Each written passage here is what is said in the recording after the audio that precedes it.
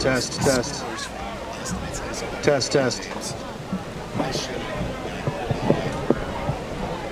If you went to like WLPL's website, that might be a good way to get the local ones going.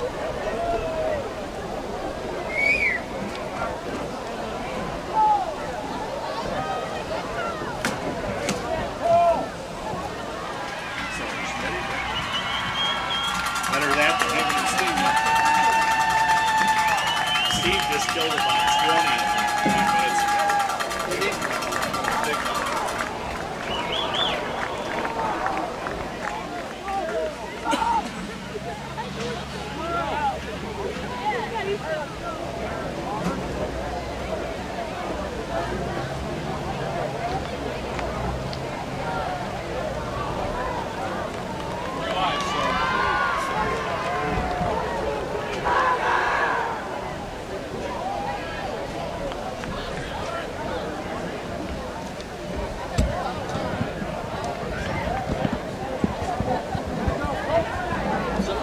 You need any tape, Schmitty, or yeah, you may not catch them. Today's officials are Roy Snyder, Matt Martin, Corey Kreider, and John Saintes.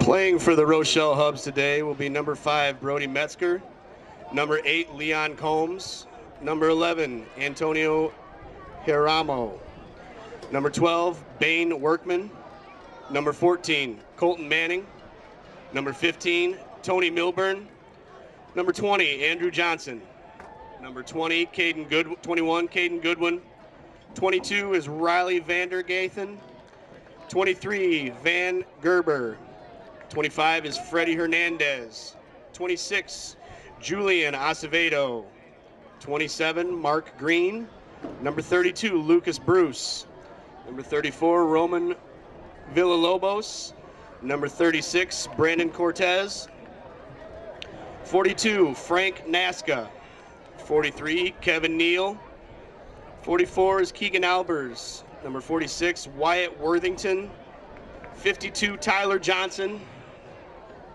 55, Mark Guzman, 57, Gabriel Montez, 58, Cody Harris, 62 is Keegan Kirk, 63 is Braden Carter, number 7 is Martise Pogue, 75 is Ryder Stombaugh, 76 is Markel Pogue, and number 82 is Parker Sladengren.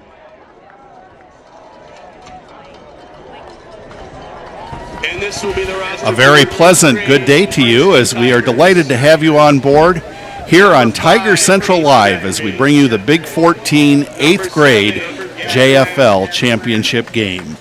I'm Norm Vandermoon, reporting along with Princeton High School's basketball coach, Jason Smith. It's a beautiful day here at Bryant Field on the campus of Princeton High School. Steve Morton, Princeton High School's technology advisor, is our producer-director, and he is assisted by Brody Anderson and Josh Orwig. A big shout out and thank you to the Princeton Public Schools Foundation for all the equipment they have bought in the past and their recent purchase of another camera to help with our broadcast. And we are about 4 minutes before kickoff. Jason Smith, as I mentioned, is alongside, and Schmitty, if you wouldn't mind, let's just go down the rosters for these two ball clubs. Yeah, first and foremost, Norm, they both have battled here earlier in the year. Good point. And the Tigers came up on top, as they are undefeated this year. They came up on top roughly around 14-8. So it should be a defensive battle going into tonight's game, and I look forward to watching it as both these JFL teams, the 8th graders, are very talented, as you can see. First for the Rochelle Hubs, you got Brody Metzger, number 5, number 8, Leon Combs, number 11, Antonio Haramo. That's Waramo. Thank you. Yep. 12, Bane Workman, 14, Colton Manning, 15, Tony Milburn, 20, Andrew Johnson, 21, Caden Goodwin, 22, Riley Vandergothen, 23, Van Gerber, 25, Freddie Hernandez, 26, Julian Acevedo. Thank you, Norm. 27, Mark Green, 32, Lucas Bruce, 34, Roman Villalobos, 36, Brandon Cordes, 42, Frank Nasca, 43, Gavin Neal, 44, Keegan Albers, 46, Wyatt Worthington, 52, Tyler Johnson, 55, Mark Guzman, 57, Gabriel Montes, 58, Cody Harris, 62, Keegan Kirk, 63, Braden Carter, 70, Martise Pogue, 75, Ryder Stombog, 76, Markle Pogue, and 82, Parker Sladengren. Yes, and Rochelle, coached by Ben Manning. Do you want to take the Tigers, or you want me to do it? You need to catch your breath? No, I'm good. I'll take the Tigers. Go right ahead. Yeah, starting for the Tigers is number 5, Casey Etheridge. Number 7, Gavin Lanham. Number 10, Wyatt Hansen. Number 12, Augustus Swanson. Number 14, Jace Wire. Number 21, Tyler Forrestal. Number 22, Caden Benavidez. Number 23, Gage Nutter. Number 30, Steele Brokaw. Number 34, Common Green. Number 50, Eli Berlin. Number 51, Rhett Pearson. Number 54, Owen Hartman. Number 55, Eli Burden. Number 60, Braden Cruz. Number 62, Emmett Leach. Number 64, Dakota Sargent. Number 65, Caleb Wooden. Number 67, LJ Rogers. Number 68, Jack Orwig. Number 71, Damian Darwimple. Number 75, Grady Cox. Number 82, Ryan Jaggers. Number 83, Brendan Piacenti. Number 84, Garrett Gleason. Number 85, Robert Huffman. And number 88, Damian Fisher. Coaches by Ryan Berlin, Jeff Lucas, and Scott Etheridge. And the Rochelle Hubs, we have their head coach's name is Ben Manning. We did have a game just completed earlier, and that was Byron defeating Sterling 34-0. The Byron team looking very, very strong, and Schmitty transfers into the high school ranks, doesn't it? Yeah, it does. I mean, it isn't no coincidence that a good JFL program leads into a good high school program, and you see that with the Tigers here in Princeton. Well, we've got just a moment, some of the high school scores from last night. Erie Prophetstown over Bureau Valley, 35-12. Kewanee all over Mendota, 56-7, as the Boilers remain undefeated. Orion shut out Morrison 30-0. Rock Ridge big over Sherrard, 56-7. Newman shut out Hall 43-0. And it was Princeton over St. Bede, 47-20. And of course, we'll be back here on Tiger Central Live on Friday night for homecoming as the Tigers take on the Bureau Valley Storm. Well, Schmitty, Chamber of Commerce weather today. It's beautiful out, Norm. It is absolutely terrific. Nice crowd on hand to take in these games. Those that don't know at home, they are 9-minute quarters. They do play 4 quarters, but they are 9-minute quarters. Excellent point.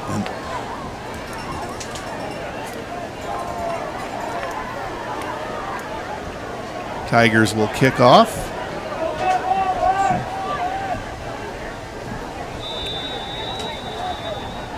Caden Benavidez to kick off, and it is a low kick, and it is retrieved by the Hubs, and they'll take over 1st and 10 Mark Green at their 40-yard line. No return. You'll see the Tigers run a 3-5 set. They'll have the 2 dogs as defensive ends. the 3 linebackers to fill in, just traditional like you would see at the high school level. Yeah, that front 3, Jack Orwig, Grady Cox, and Eli Burden. Also on defense for the Tigers, Steele Brokaw, Gage Nutter, Ryan Jagers, Jace Wire, Gavin Lanham, Casey Etheridge, and Common Green.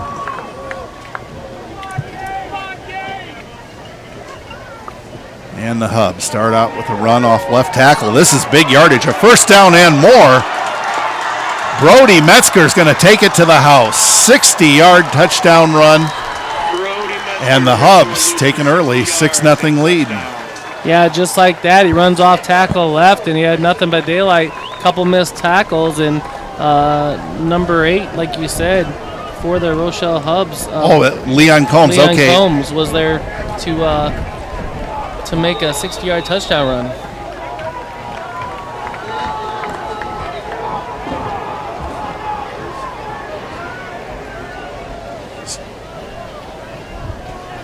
So the Hubs with their PA attempt, they run a counter play, and it is good.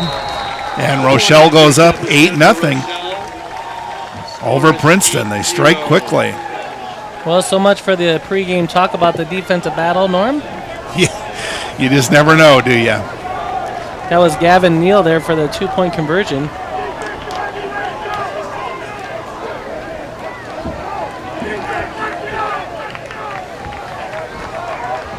Rochelle's fans are fired up, and they should be. I mean, scoring with the first 14 seconds of the contest, up 8-0. Tigers got to respond. Plenty of game left. Don't need to hang your heads. Get after it, and let's go.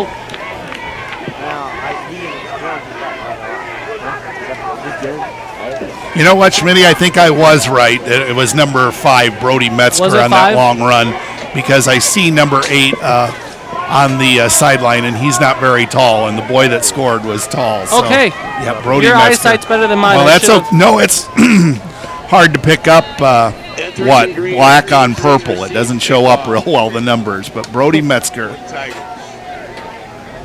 with the 60-yard run, and he is set to kick off. And this is a nice kick fielded by the Tigers at the 20-yard line. They advance it to about the 30. Green returns the kickoff, number 30. On the return for Princeton, Common Green. First and 10 for the Tigers. So starting for your Princeton Tigers on offense will be Gavin Lanham leading the way at quarterback, Casey Etheridge at the fullback position, Common Green will be your halfback. The wings will be Gage Nutter, and the wide receivers Tyler Forrestal. Your centers Rhett Pearson, with the guards with Grady Cox and Eli Berlin. Left tackle is Owen, and right tackle is Braden Cruz with the tight end Ryan Jagers. And the Tigers started out with a jet sweep, and this is going to go for a loss as Common Green on the carry. It'll bring up 2nd down and 12 from the 27-yard line of the Tigers.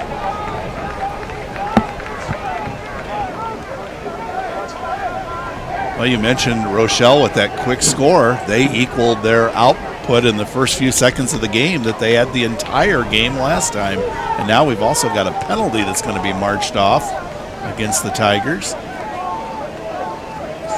Wow, it is of the monster variety.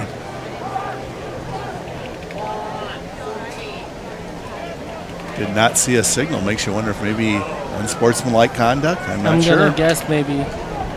Because it's still 2nd down, so I'm going to guess that's what it was. 2nd and 25 from the 15-yard line. 2nd down and 25 from the 14-yard line. And a running play goes absolutely nowhere. In on the stop for Rochelle was Markel Pogue. Lanham on the quarterback keeper. He's brought down by number 7. And Lanham on the carry. 3rd and 25. It's important, Tigers haven't gotten off to the start that they would hope. But it's important for those kids to keep their heads up. Like I said before, long ways to go in this contest. 7:50 to go, first period. Shotgun formation. And the pass play is complete, and this could go for big yardage. That was Lanham on the throw, and this is going to go the distance. 75 yards. I'm having a hard time picking up that number, Schmitty. It's hard to read. receiver. Looks like 20. On the pass to Green for a touchdown. 23 maybe? Which would be Gage Nutter.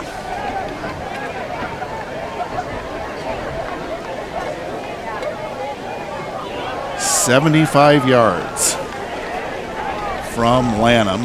85-yard touchdown passing play for the Tigers.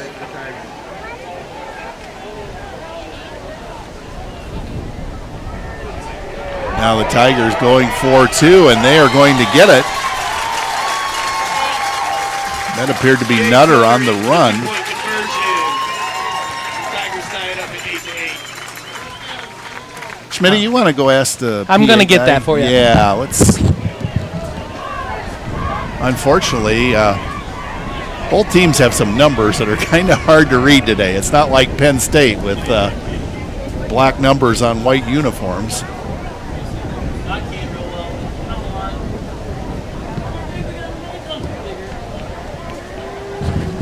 All right, Jason. So it was back on Common the board. Green that caught the touchdown pass. Common Green, okay. And then Gage Nutter got the 2-point conversion. All right.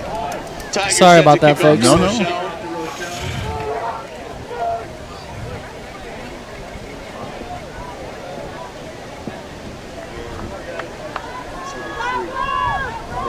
So we are tied at 8. Tigers able to answer that Rochelle score. Neal and Metzger back deep for Rochelle. Once again, the Tigers with a low bouncing kick. And the Hubs return it from their 15. Return man still on his feet at the 30 to the 35. And he is ushered out of bounds right around the 40-yard line. Casey Etheridge pushes him out of bounds. Ball Casey will be on the Etheridge 41-yard line. credited with the tackle. Rochelle.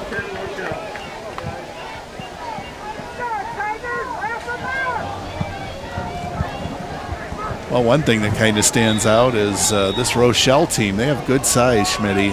They've got some big kids out there. Not that Princeton doesn't, but Big kids look like they're pretty physical. 1st and 10 for the Hubs at their 40. And a run up the middle. That is Leon Combs, who scored the Metzger on touchdown. carry. This time he picks up about 4 yards. 2nd down and 6 coming up. Berlin I for think the it was tackle on the Metzger. Tigers. Metzger had the run. I got you screwed up with Combs. Oh, okay.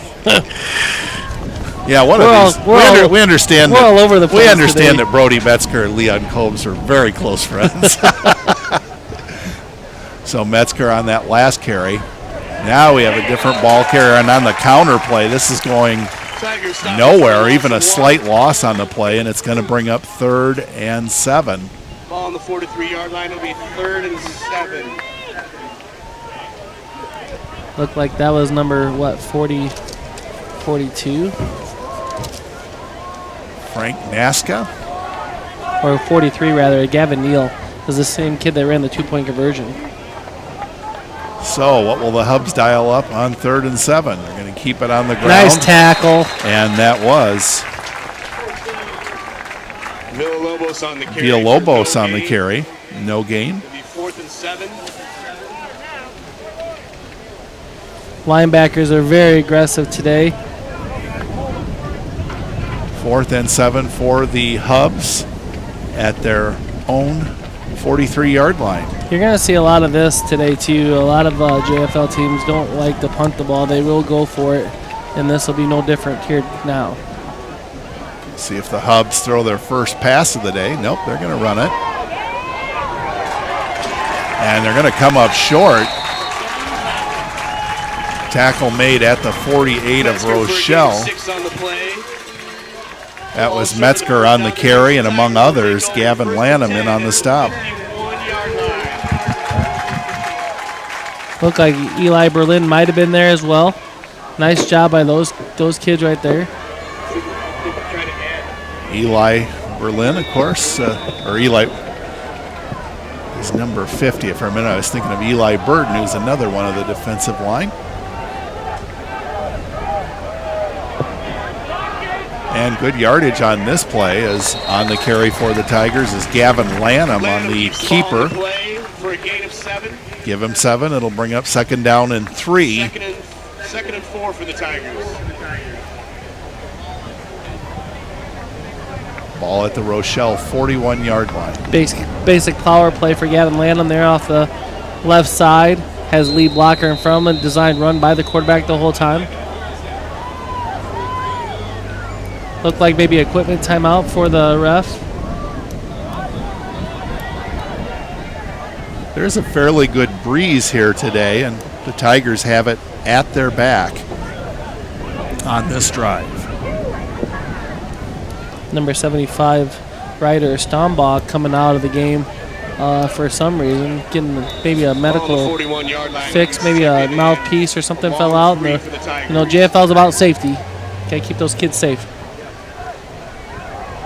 Now the Tigers with a run up the middle. This is going absolutely nowhere. Common Green makes it back to Common Green on the carry.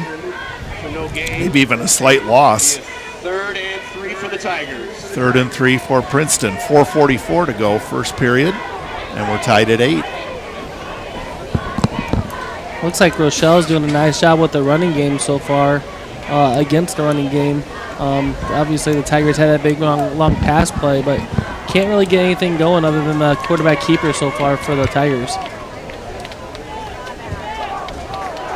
Now they go wide, and this is going to be good for a first down and a whole lot more. And scoring on this play for Princeton is Casey Etheridge from 41 yards out with 4:14 to go, first quarter. Yeah, that was just a pitch toss to Casey, and Etheridge runs at 49 yards to the house. Wow. Just like that, the Tigers up on top 14-8, pending the 2-point conversion.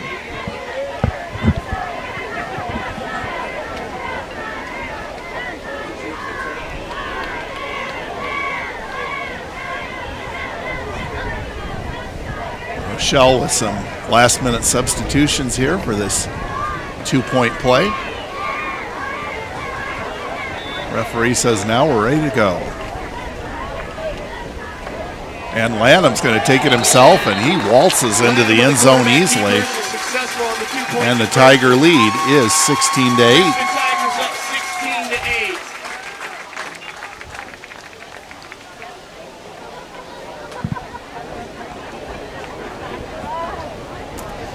Yeah, so a good response by the Tigers coming right back after they got punched in the mouth, going down 8-0.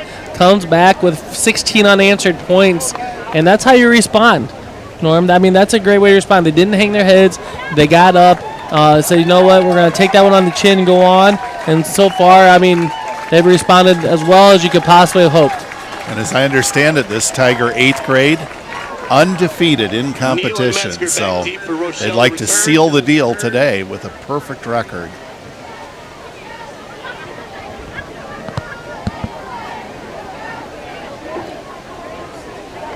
Caden Benavidez to kick off once again.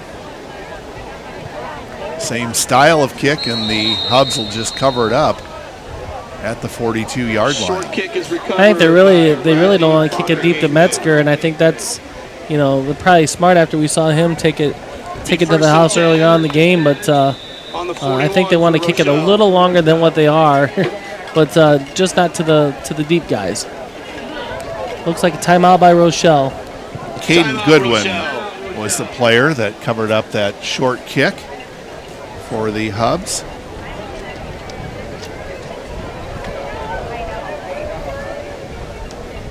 Seventh grade game earlier went to Byron, 34-0 over Sterling. And even though this is the 8th grade game, there are more games to follow. Both 5th and 6th grade still to take place later today. Yeah, what a great day for it too, Norm. I mean, it's not too hot. The weather's darn near perfect, and you couldn't ask for better weather to play some football on a Saturday afternoon. And our Princeton kids are excited. They normally play their games at the practice field, which commonly known as Little Siberia. And it's nice, but certainly to get to play on the high school football field, that is a big thrill for these kids. Yeah, I know Mr. Olson, our athletic director, has got his hands full today. He's got a volleyball, looks like a volleyball tournament inside the gym today. He's got a JV soccer tournament going on right now as we speak in Little Siberia right now. So they got that going on as well. And, now we're playing JFL out here. So, wearing different hats today. Not that Probably won't be in the mood to have somebody say to him, "Where were you?" I'll ask that question. 1st and 10 for the Hubs at their own 42-yard line. Metzger up the middle, gets to about the 45. Boy, look at him power his way forward. Let's see if they give him credit for that or if they call it forward progress at the 45. I think he's only going to get to the 45. They don't allow for the lunge forward. It'll be 2nd down and 7. Yeah, he's already up to 70 yards rushing on the day. 4 carries, 70 yards rushing. 2nd down and 6 from the Hub 45. Hubs have yet to throw a pass today. I formation backfield, and it's Metzger once again right up the middle, and the Tigers respond very well. Maybe a yard. Berlin there with the tackle, and he's letting everybody know that was a big hit by Berlin there and filled the gap really nice. Met Metzger at the line of scrimmage, and he might have got 2 yards on the play. 75 Grady Cox also in helping out with that tackle. 3rd down and 4 for the Hubs at their own 47. 3:06 to go, first period. Princeton leading 16-8. Once again, the I formation backfield. And they are going to throw their first pass, and this one is intercepted. It is intercepted, and it may go to the house. There's a flag. A flag down, so that will negate the touchdown. Princeton should maintain possession. They're going to call it a blindside block, I'm sure of it. Who's the gentleman? Was that Tyler Forrestall got the interception? Yeah, Forrestall there with the interception. Took it back to the house, but he gets... Tyler Forrestall intercepts the pass. There is a flag on the play. You see some familiar faces on that sidelines. A host of high schoolers there just to support the kids. Coach Pearson over there on the sidelines teaching and coaching as well. And so he's telling them instead of lighting that guy up, just put your hands in front of him, so it doesn't look so obvious because they're going to call that every single time. But anyways, big momentum breaker for the Tigers. Our first pass play of the game was an interception. So we'll see if the Tigers can expand on that 16-8 lead. For short quarters, both teams are sure getting a lot of possessions, aren't they, Schmitty? Absolutely. The snap is fumbled, and Lanham gets away, and his pass is incomplete. It was a good throw. Lanham's pass is incomplete on the play. Pass intended for Common Green. Common's going to be the first one to say I should have caught that. So it'll bring up 2nd and 10. Tigers have looked good throwing the football here in the early going. Yeah, Gavin's got the right body and build for it. Got a good arm. Understands the game. This time Lanham goes under center. That's a run to the outside, and this is going to be big yardage. As on the carry, it was Common Green, and it appears he has a first down. For a gain of 11. We'll give him 13 on that play. Just a simple sweep to Common Green, and Common rushes for 13 yards and gets a nice first down. The Tigers' third first down in this first quarter. 2nd by rush, 1 by pass. 1st and 10 for the Tigers on the 41-yard line. 1st and 10 Tigers at the Hub 41. Man in motion, and now Lanham's going to call his own number. Look at the way he dances in between that defense, and he's going to be very close to another first down. Give him 9. It'll bring up 2nd and 1. Hey, tribute to those guys up front creating those holes. For the Tigers, they're doing a nice job. They're led by the way of Rhett Pearson again, Grady Cox, Eli Berlin, Braden Cruz, and Owen. Now Lanham to throw. His pass is incomplete. Intended for Tyler Forrestal. It'll bring up 3rd and 1.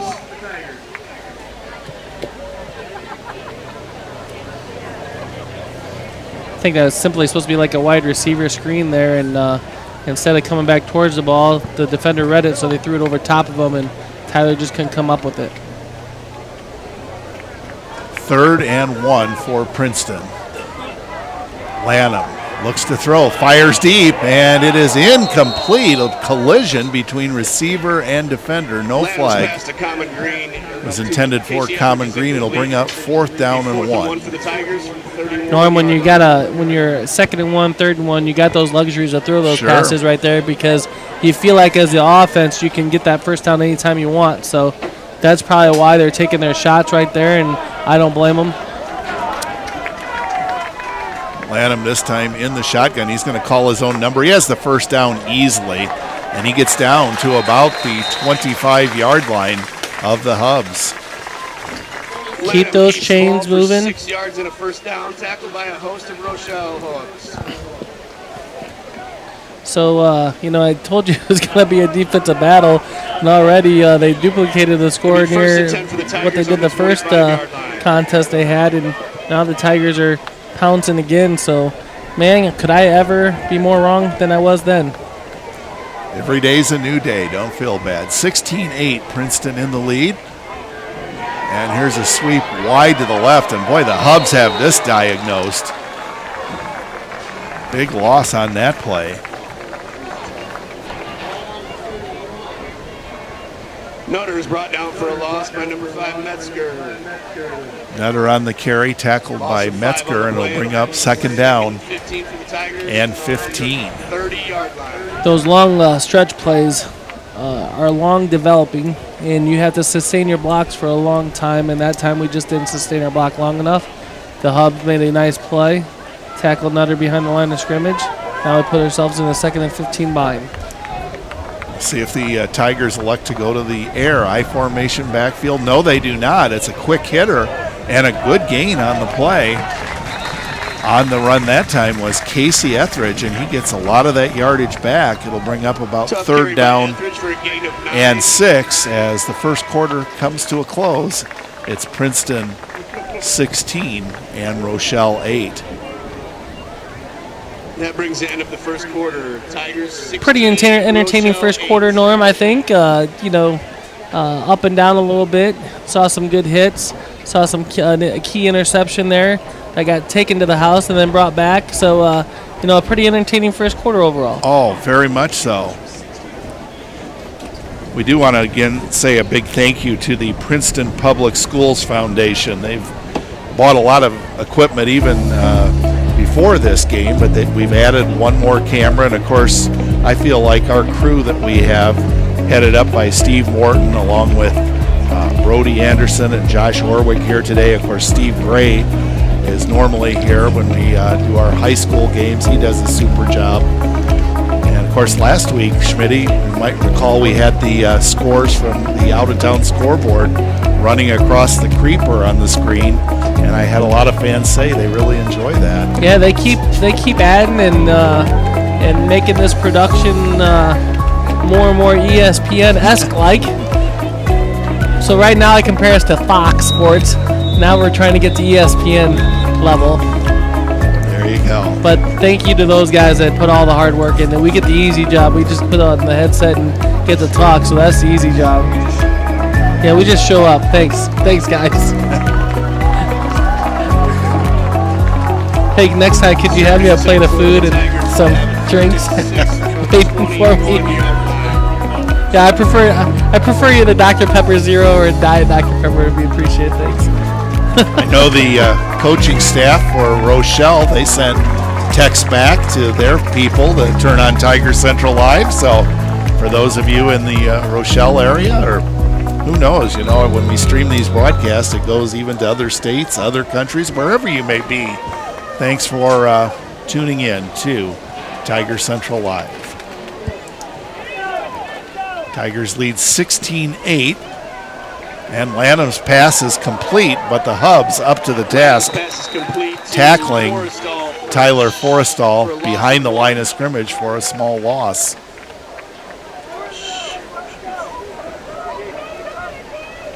Brought down by number 63. Yeah, that was a screenplay call that the Hubs just snuffed out and did a nice job of reacting to that. Now it's timeout Tigers. Easy for me to say. Braden Carter with that last tackle for the Hubs. Interesting to see what kind of play call Coach Lucas is going to talk about here, as he is the offensive coordinator. I was at practice on, I believe it was Monday night practice, and got to see what goes on in the trenches, and it was good to talk to the coaches and Coach Lucas and Coach Etheridge and Coach Berlin, and Coach Berlin was working with the line, and Coach Etheridge working with the defense. He makes the defensive calls, and then Coach Lucas is the offensive coordinator. So pretty smooth way how they practiced. Had it down to a science. I was pretty impressed. It was a well-run practice, and I don't know. I like that. As a high school basketball coach, you see organization like that, it just kind of gets you giddy. Sure. And in these JFL programs, they do a great job of establishing priorities. You're gonna be a good citizen. You're gonna be a good student. There's not going to be any taunting or any play that's dirty. And it's all volunteer. Let's not mention. Absolutely. They all volunteer their time and put their time and effort into this. Tigers on 4th down. And a pass play is going to be good for a touchdown. Oh, my goodness. Casey Etheridge. Etheridge on the reception. Lanham on the throw from 25 yards out with 8:28 to go in the second period. Lanham throws a nice ball, Norm. I mean, when he throws the ball, he throws it with authority and right on the money. And that was a great ball thrown right there by Gavin. A nice route ran by Casey to make that touchdown happen. And you could tell that Gavin Lanham, he really reviewed his choices and made the right read. Now the attempt for 2 points, Lanham with the complete pass. And we'll see if we can come up with who reeled that one in for the 2-point conversion. Successful on the 2-point conversion. Tigers are up 24. Looks like 22. Caden Benavidez.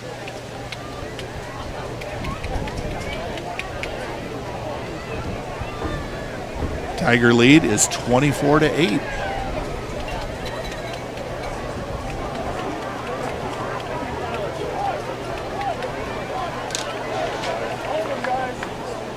And early on here, Schmitty, perhaps the difference is the Hubs have pretty much had to rely exclusively on the run, where Princeton, they can go either way, throw it or run it.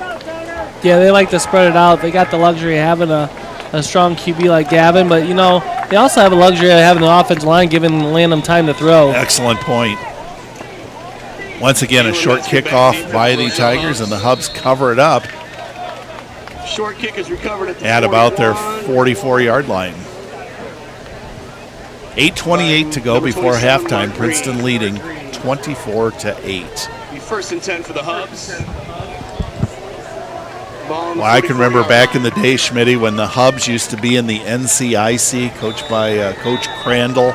They had a lot of powerhouse teams. Some good battles back in the day between the Hubs and the Tigers, coached by the late Randy Swinford. And now clearly an illegal procedure call against the Hubs will back it up 5. Yeah, I can relate to basketball-wise. I witnessed a track meet in basketball. There was a lot of points scored with Brandon Creason. I think Matt Wright was in playing basketball too there for the Tigers, but Creason versus Wright, and that was a up and down battle. And I don't remember what the score was. Wasn't that the game that one team, for sure, at least one team was over 100? Yes. Yeah. It was entertaining, to say the least. Ooh! And now the Hubs with a run that is hit behind the line of scrimmage. Roman Villalobos on the carry. Villalobos on the carry. Common Green there with the stop. Brought down by Second down and 15 for the Hubs. Hats off to Coach Etheridge and firing the right linebacker there, and Common knew what to do, and he hit Mr. Villalobos very hard and took him right down for a loss of 5. Well, as you said, Schmitty, these coaches, they have really got these kids prepared. They are really dialed in. See what the Hubs come up with. 2nd and 15. And they are going to go to the air. It's a screen pass complete to Metzger. And Metzger, fighting off tacklers, does a nice job of eking out about a 6-yard gain. Short pass complete to Metzger. Brought down by Gage Nutter on the play. We have a number of bees that have decided to make the Tiger press box their home. Brody points out they're all the buzz. Steve Morton right now, I think, has the lead, as I think he has extinguished 22 bees today.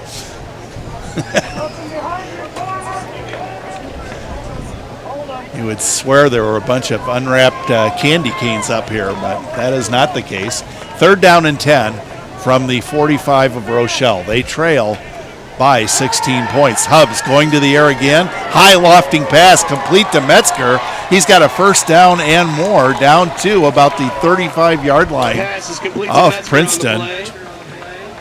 Gain of 20 yards on the play. Tyler Forrestal in on the stop. 35-yard line.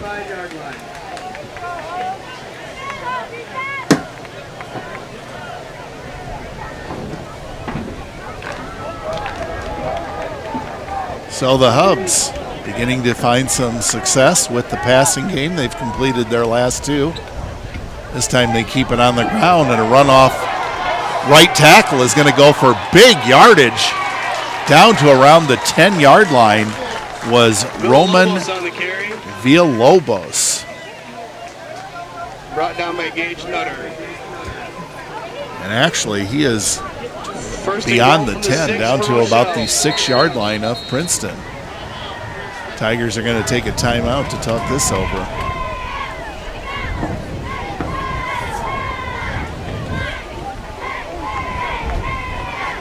Well, we mentioned that early on the Hubs only finding success with the run, but now that they've been able to diversify their plays, it's giving the Tigers some problems.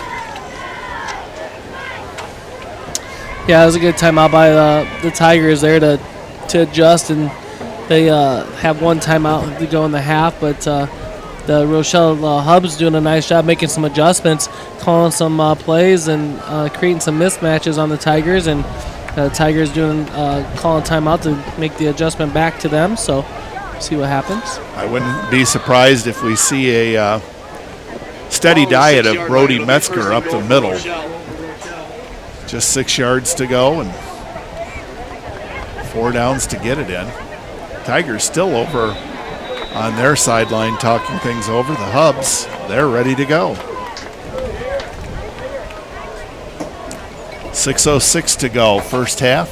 Princeton leading 24-8, but Rochelle knocking on touchdown's door.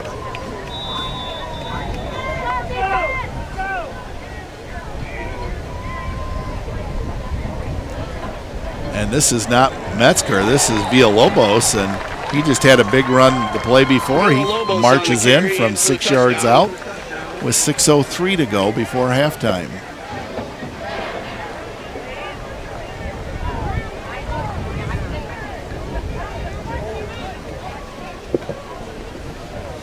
Already 5 touchdowns in the game. 24-14 is the Princeton lead, as the Hubs will attempt to go for 2. You know, maybe that's the stop you need, is the 2-point conversion right now. Yeah, you never know. 2-point conversion is and good the for 2-point Rochelle. conversion Villalobos is on the good. carry. Villalobos takes it in on the run. That brings our score 24-16, Princeton Rochelle leads. Hubs 16. Almost looks like they're going to a wishbone formation, and you know, Tigers got to do some adjusting on that, because Right now, it looks like the Tigers are all confused about what they've never seen that before. So maybe that's something Rochelle's worked on over the weekend, brought something new to the table. I think to go back to your earlier point on the 2-point conversions, with the way these two teams are trading touchdowns, it very well could come down to that.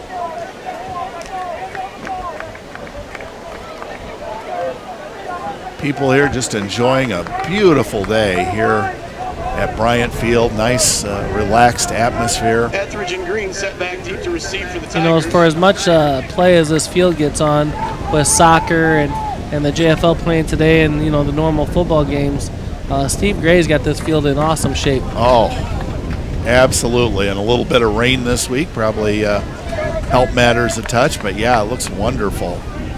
Metzger to kick off. Good kick. And it's going to chase the Tigers back to around their 10-yard line. And a nice return. On the return for the Tigers was Casey Etheridge. Brought down at the 26-yard line. It'll be 1st and 10 for the Tigers from the 26. 1st and 10 Princeton at their own 26-yard line. I'd like to wish Tiger fan Jerry Weber a very happy birthday. He's up here in the press box with us, ran the clock in the 7th grade game, so thank you for that, Jerry, and happy birthday. He's a great guy. He is. Been involved with the JFL, I believe, for a number of years.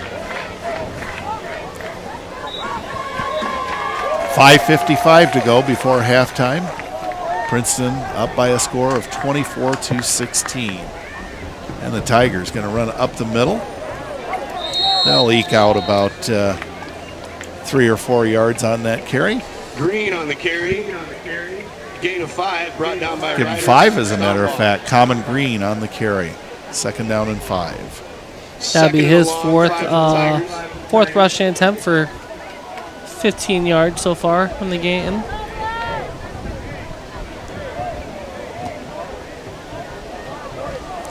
Second down and 5 at the Tiger 32.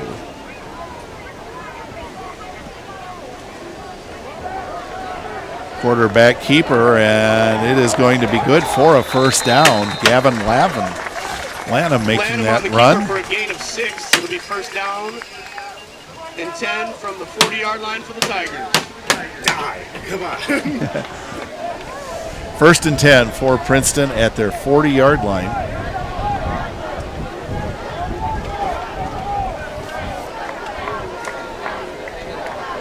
So when you think about where Princeton returned that opening kickoff from, down inside their 10-yard line, and to already have it out to the 40, excellent progress. Now the Tigers keep it on the ground, and once again the wide sweep is not going to work very well. Common Green hit for a loss. Brought down for a loss. Yeah, I think Marco Elpogue was in on the tackle. And unfortunately, we've got a Tiger player down.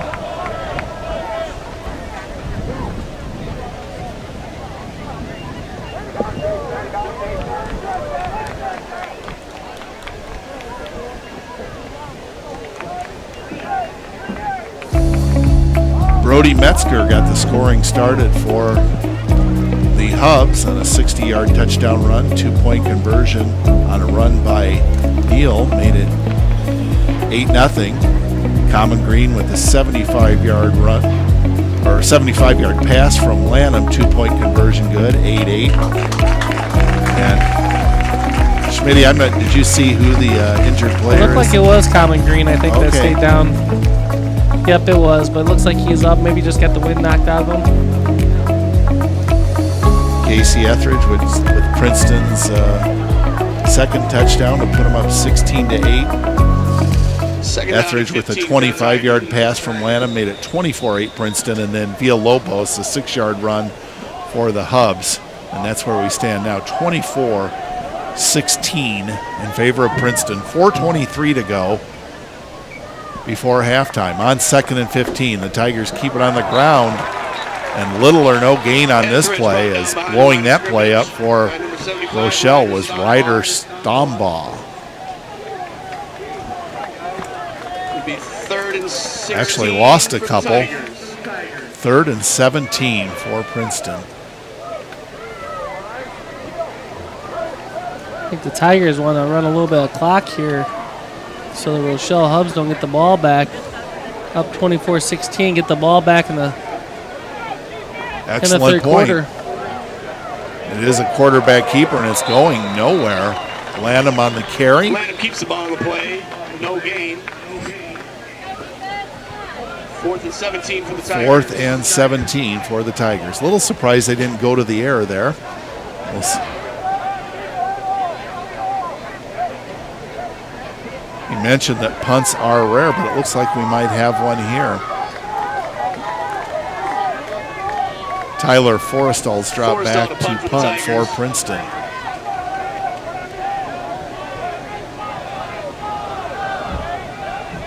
Perfect snap.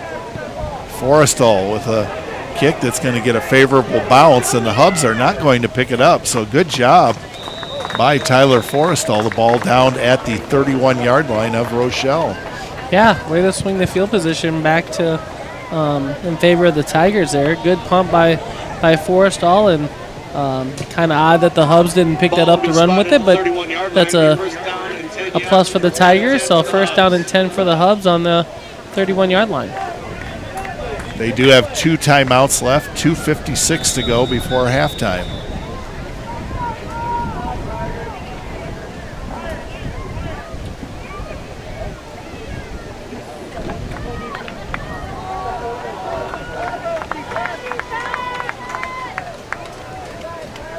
First and 10 for the Hubs, and they run off right tackle. And once again, a big gain on the carry that time for the Hubs was Gavin Neal, and he has a 1st down and more out to the 47-yard line. On the carry.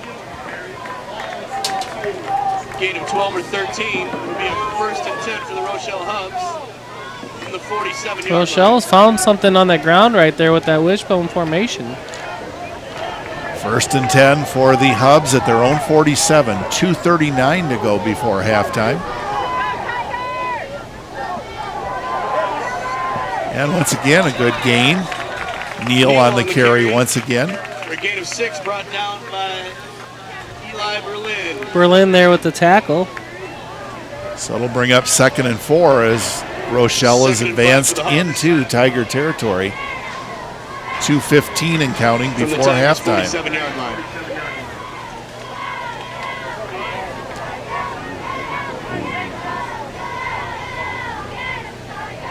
This time it's Brody Metzger, and he is hit. It's going to be close to a 1st down.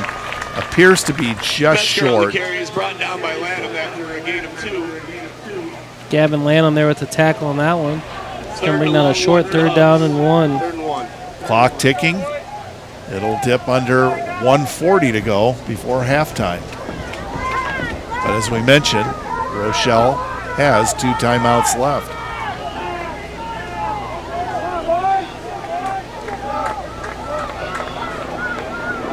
And this is Neal on the carry. Boy, just look at him drag tacklers all the way down to the 25-yard line. Gain to the Tiger 25-yard line. It'll be 1st and 10. Gavin Lanham, among others, in on that tackle. Neal running hard, just breaking tackles left and right. We near the 1-minute mark before halftime. But Rochelle does have 2 timeouts left.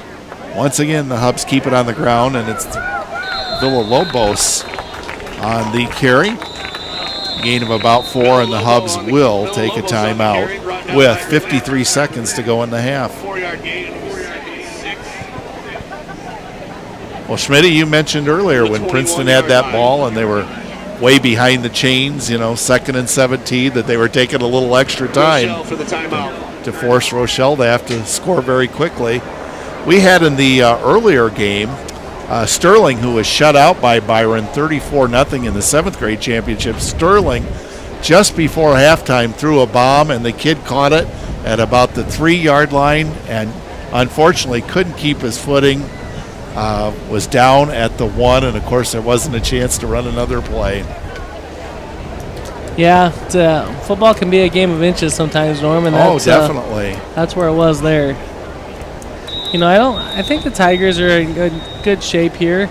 As long as they can hold them to 2 to 3 yards, a carry here. They've only thrown the ball really 3 times, one for an interception and then a 7-yard completion and a 20-yard completion. 2nd and 6 for the Hubs. But maybe look for some trickery here as they try to take advantage of Metzger's size on the D-backs of the Tigers. Metzger's in the slot position. And this is Villalobos. And he breaks away. Was stopped, like you said, Schmitty, for 2 or 3 yards, but he advances it considerably. And the question is, did he get a first down? And yes, he did. Looks like a gain of 6. Clock will stop while they reset the chains. Now it starts up again as we dip under 40 seconds before halftime. 1st and 10 at the 11-yard line. And a pass by the Hubs, and it is incomplete. Just what you spoke of, Schmitty, trying to take advantage of the height of Brody Metzger, but he couldn't quite reel it in. I think what you got to do there is you got to either chase him with Tyler Forrestall or Gavin Landon, who's got a little bit of size, so can jump right with Metzger and not let them just lob it up, because our DBs are a little bit smaller. They're athletic, but they're smaller. They can take advantage of the height there. But I think as long as you got Tyler there as a free safety, or Gavin Lanham rolling back there, I think you'll be all right.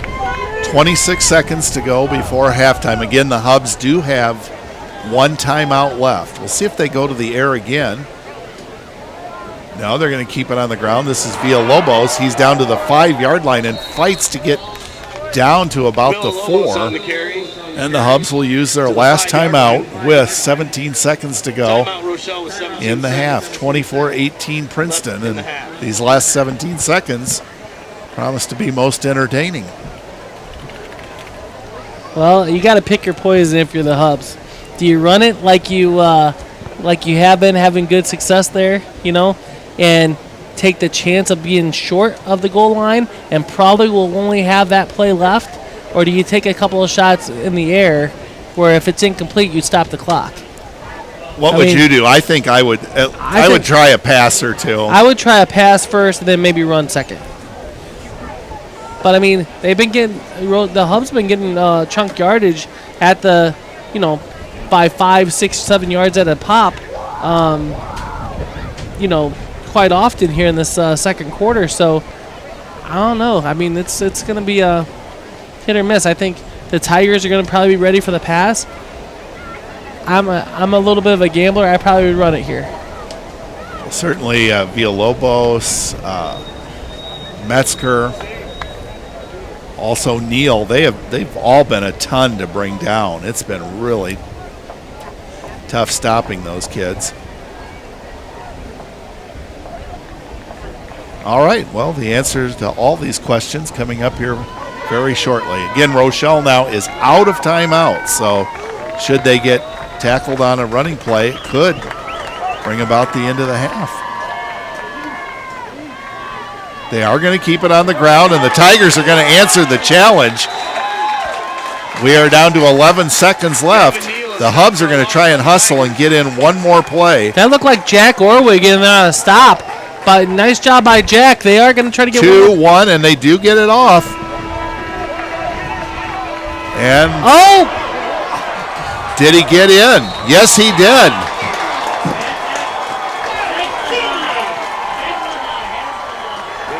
Touchdown, Rochelle, as time expires. Wow.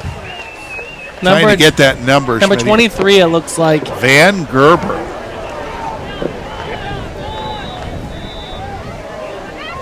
As time expires here, the Hubs will go for 2, so we very well could have a tie ball game at halftime. Right now, Princeton leads at 24-22.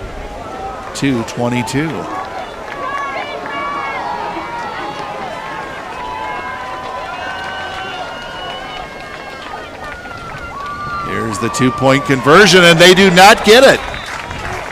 They do not get it. Successful on the 2-point conversion.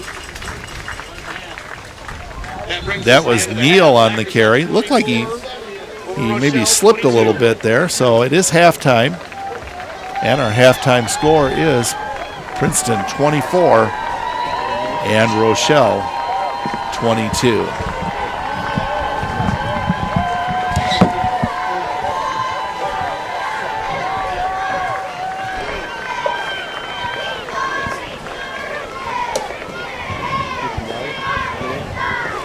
Schmitty, if you don't mind, while you're doing the stats, we might seek out a short halftime interview. Hey, Bodie.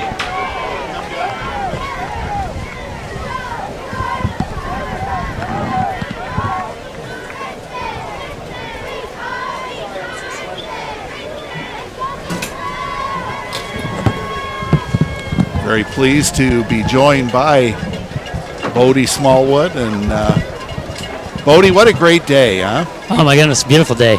And are you the head of JFL? Am I right about that? Yeah, I'm the president. Wow. So this is all you could ever want. Perfect weather, great teams. Oh, it's exciting. We love to see it. You know, this is what they work hard for all season, to come down to find out who's number one. And I know we've talked about this in the past, but I know JFL, you know, of course you want to build good football players, but it's about more than that, isn't it? Right. We always tell them that we want them to be good football players, but we want them to be great young men. And we try to work hard and put things in place that are going to help these kids be successful in life, you know, beyond football.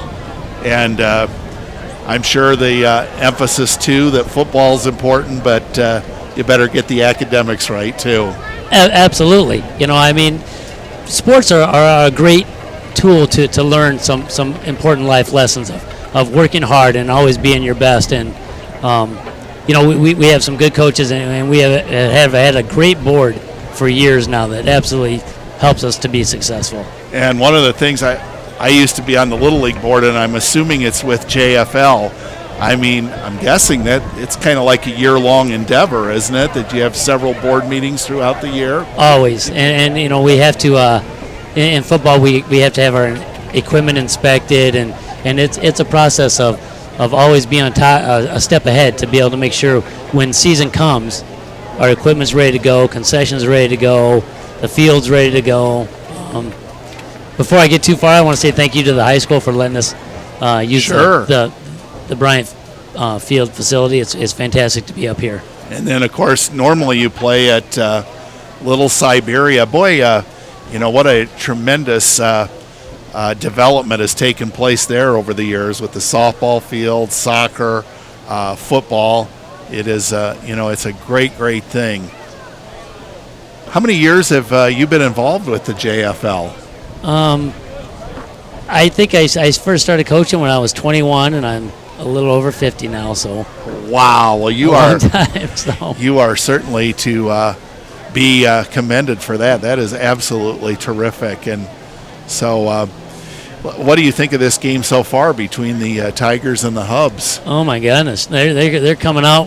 One side's punching the other one's punching the other one. It's a battle. Yeah. I mean, we'll see how I think the Tigers started getting a little tired there at the end of the first half, but we'll see what they have for the second half. Good size. We saw in the seventh grade game, Byron over Sterling 34-0. We still have a couple games left today, correct?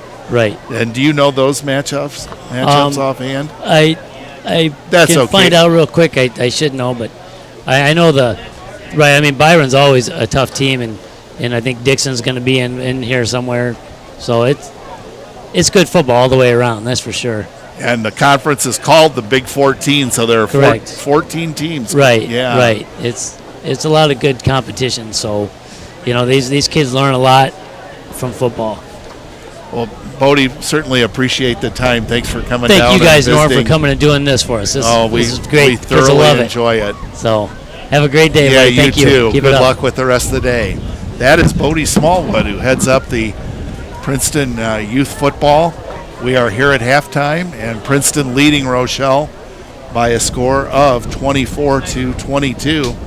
Jason Smith will be joining me shortly. He's been keeping a close tab on the statistics, as both teams are still huddled up, yet to come back on the field for warm-ups.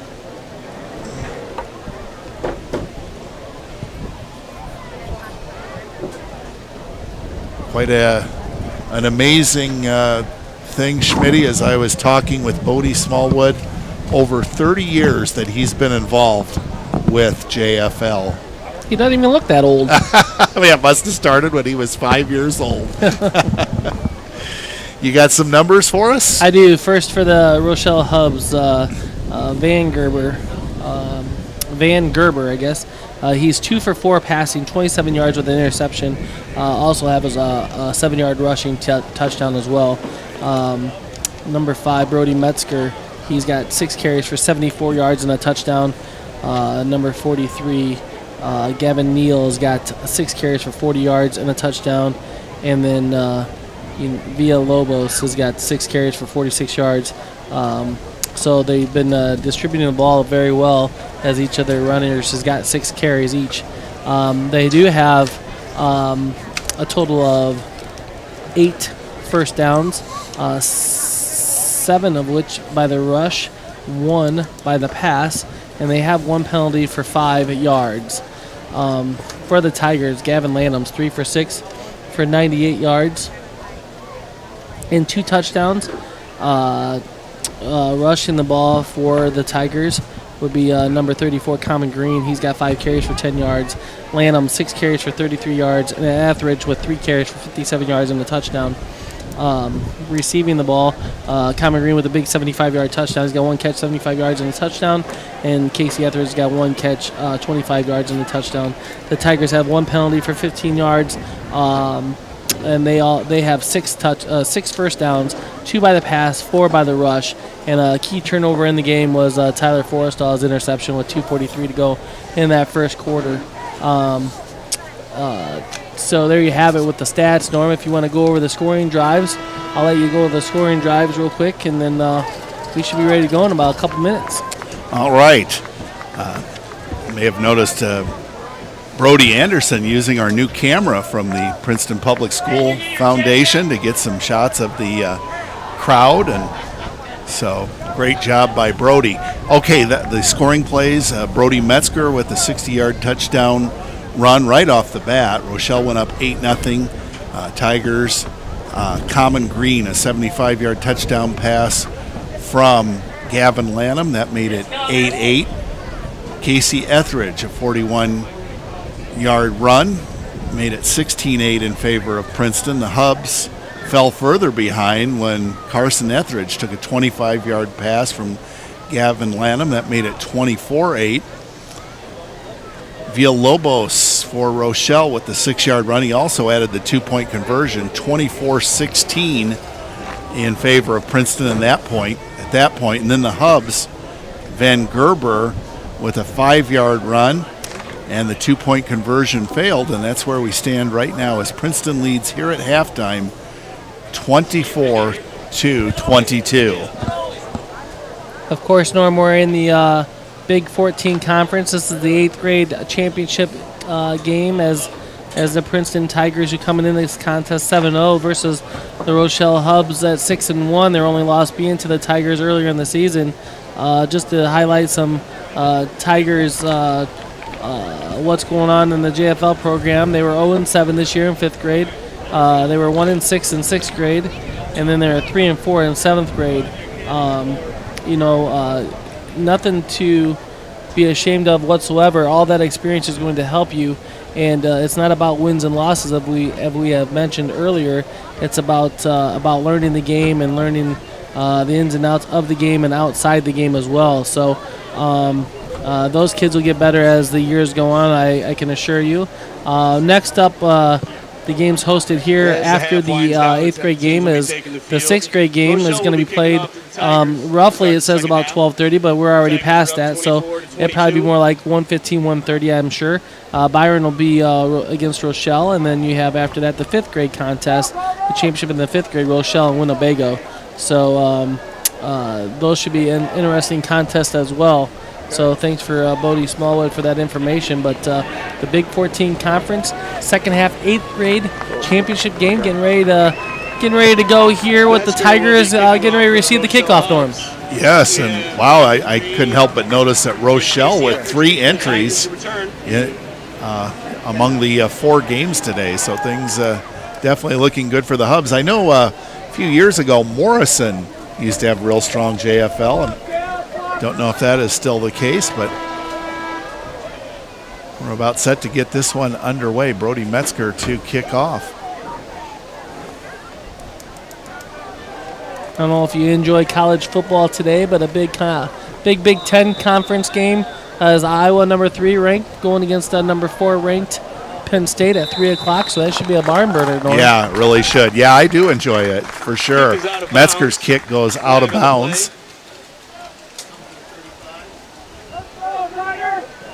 And the referees are going to mark the ball at the 35-yard line for the Tigers. It'll be 1st and 10. Or will it be the 40? Let's see.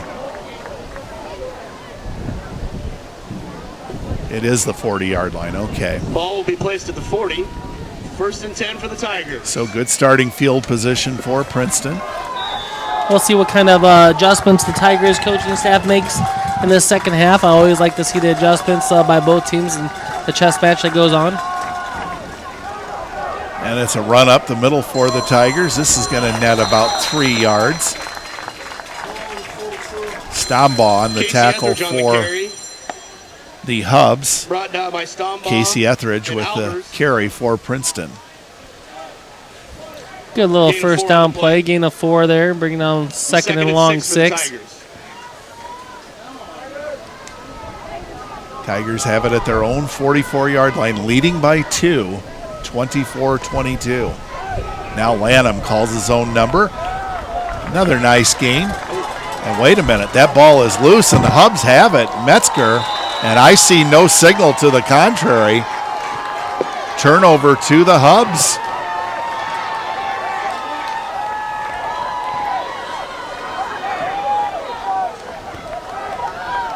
Tigers fumble on the play, recovered by Metzger. I don't know, did you see Schmitty? Did that ball actually hit the ground or did they just rip it away from him? Maybe he ripped it away from him. I think so too. So this could be a huge turnaround in this game. Hubs have it. Will be spotted at the 39-yard line. 1st and 10 at the 38 of Princeton. Villalobos powering his way ahead, gets to around the 35-yard line. And bring up 2nd and 7. On the carry. Brought down by Green for the Tigers.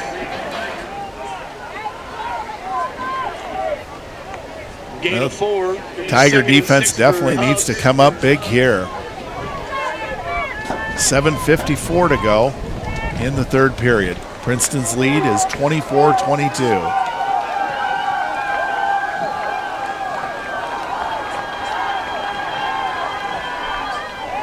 And good yardage on this one for the Hubs.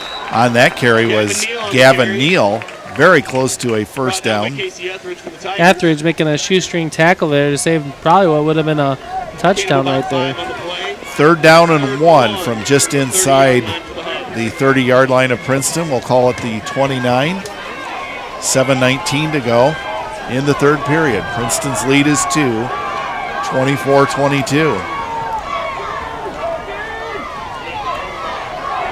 And Villalobos, he's got big yardage. He's still on his feet, and he falls just into the end zone for a touchdown from 29 yards out.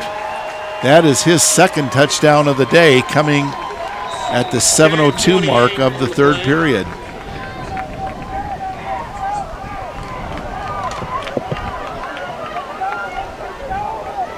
So that fumble proves costly. And the Hubs take advantage of it to go ahead right now, 28-24.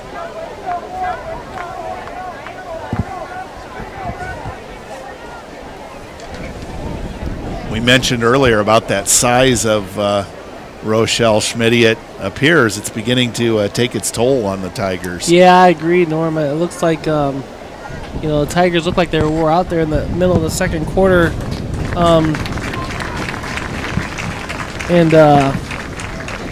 Hopefully that young man there is all right. But, yeah, it looks like, when you run the ball over and over and over again, it kind of takes a toll on the defensive line. And as no different there as whether you're in 8th grade or you're in the high school or your college or pros. If you can run the ball successful, it just kind of wears down on you, and that showed you in the second quarter when they had Rochelle mounted up 6 rushing first downs in that second quarter alone.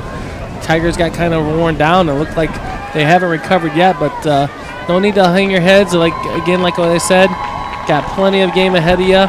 Got to come back and respond in a big way. Let's start here with the 2-point conversion. Boy, this crowd that was certainly of a very good size when the game started has done nothing but get bigger and bigger. The seats are nearly full. And the Hubs on the 2-point conversion. And it is Metzger just fighting off tacklers. He gets in.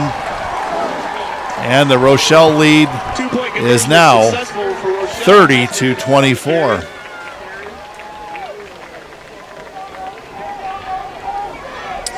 It looks like looks like the Tigers stop them at the line of scrimmage or a little bit before, but they cannot wrap and pull down,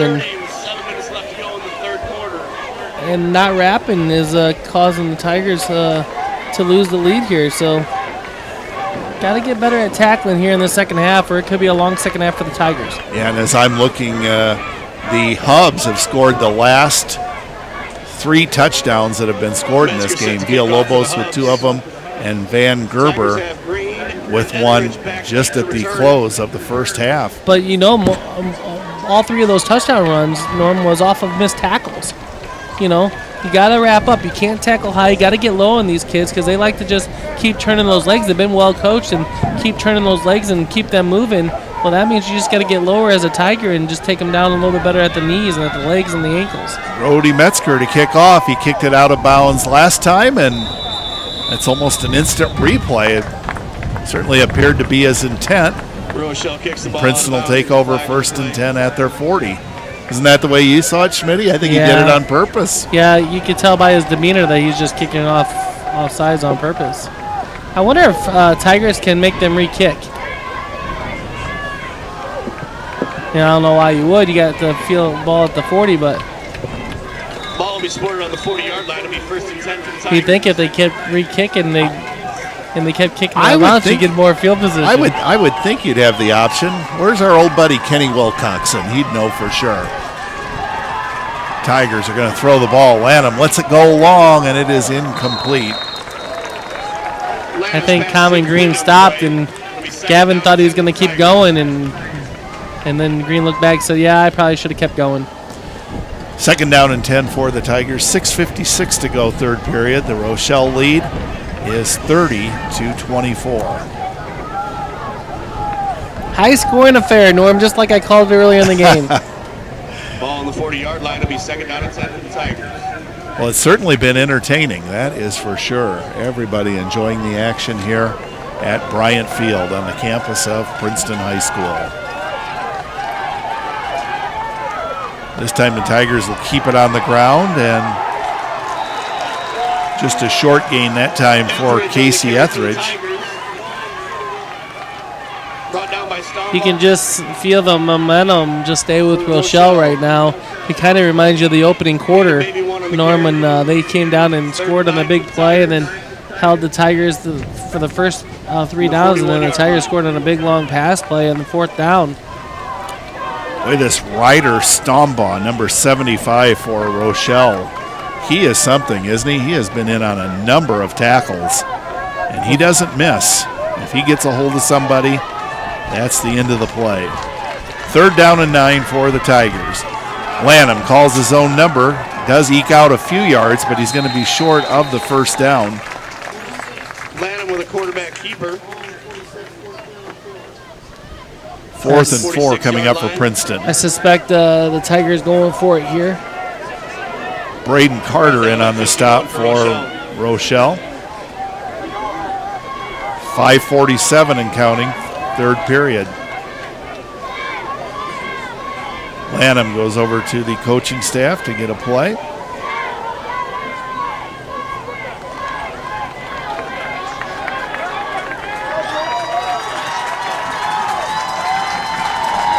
Tiger faithful with the staccato applause. And you know what? They're going to get a first down by charity on this one. Flag on the play. The I could Hubs see jump that off coming. sides. That's a big first down right there, Norm.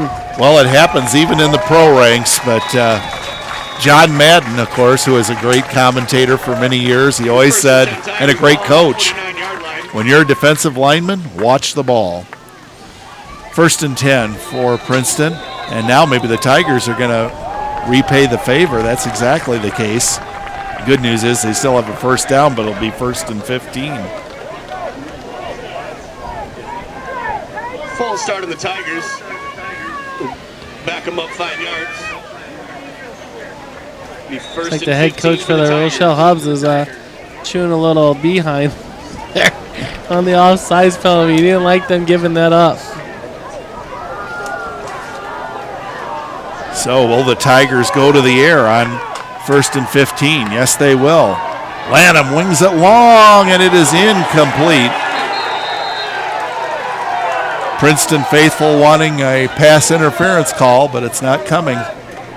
I don't think the official was in position to call it. It looked like there's a lot of hand grabbing there on Tyler. Tyler's like, what the heck? That should be called. And I kind of agree with them. But, these officials do a great job, and they try their best, and that's all you can ask. Second down and 15 at the 46-yard line of Princeton. Appears to be a passing formation, and Lanham's going to wing it long, and boy, there comes the flag. There comes the flag as the receiver was definitely being held up in his route.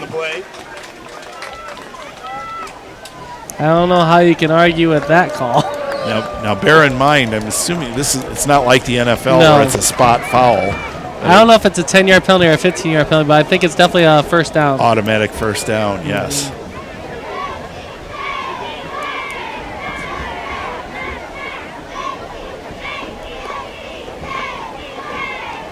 Well, if it's 15, it should go to the, what is the first down stake?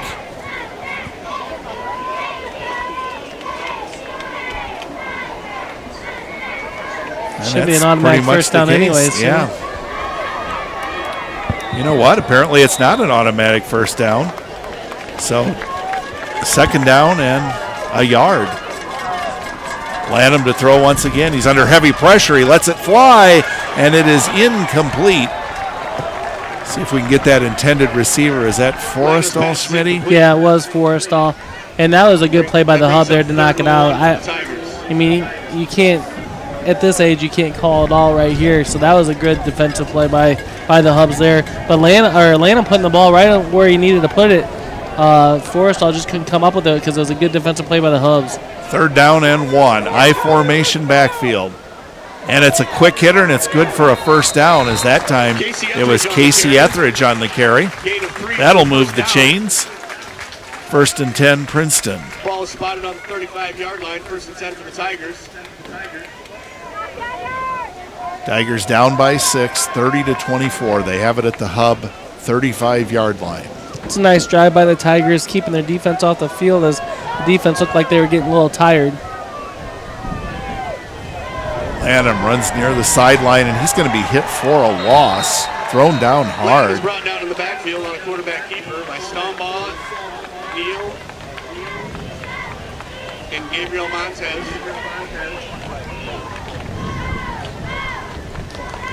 Loss of 1. Montez there with the tackle. They give him a loss of 1 on the play with his forward progress stopped. Riders Stombaugh also in on that tackle. You mentioned that kid's a beast. Second down and 11 from the 37 of the Hubs. Tigers down by 6, and it's a counter play. It looks promising. They do eke out a few yards, but it will bring up third down. Gain of 5. Common Green with that run. Yeah, but it brings up a manageable third down. That's a good game by the Tigers. Manageable 3rd and 5 right there, and now you know you're in 4-down territory, exactly. So get a good chunk of it here. I like to see that quarterback keeper right here up the middle. Once again, the Tigers run up the middle, and some hard-earned yardage is going to put them close to a first down. That was Casey Etheridge on the carry. Fourth down and Looks to be fourth and inches for the Tigers. less than a yard. 2:30 to go in the third period. Rochelle's lead is 6, 30-24 over Princeton. Lanham calls his own number. Doesn't get much, but I think with forward progress, it should be a first down. Yeah, absolutely. You're right. 1.5 on the carry for a first down for the Tigers.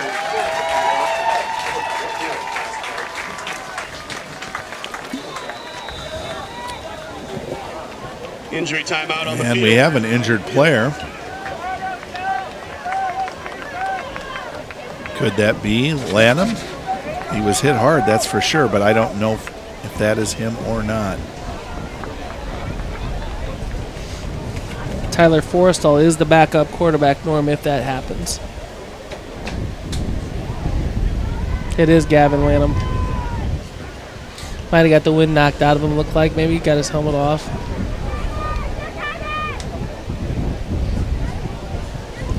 So with 2:21 to go in the third quarter, everything kind of comes to a stop as Gavin Lanham is tended to. Unfortunately, he's walking off under his own power. It's bee central here inside the clubhouse. There's bees all over the place, Norm. Yeah, they are having a heyday, that's for sure.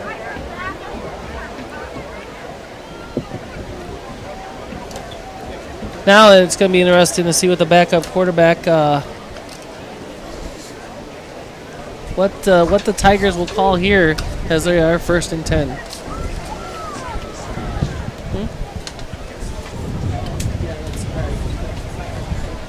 2:21 to go, third quarter. Rochelle's lead 30-24. First and down. Tigers have it 1st and 10 at the 24-yard line of the Hubs.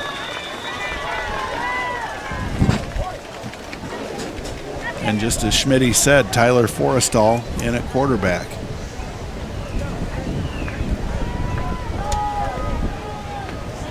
A run up the middle is going to go for short yardage. But, well, a little better than what I thought. Give him 3 or 4. Etheridge on the carry. We'll go with what the scoreboard says. Give him 4. 2nd down and 6, as that was Casey Etheridge. You know, when you're a backup quarterback, what I look for is how clean was the snap, how clean was the handoff, and not too bad there. I mean, that was a pretty good snap, pretty good handoff, so things looking fluent there.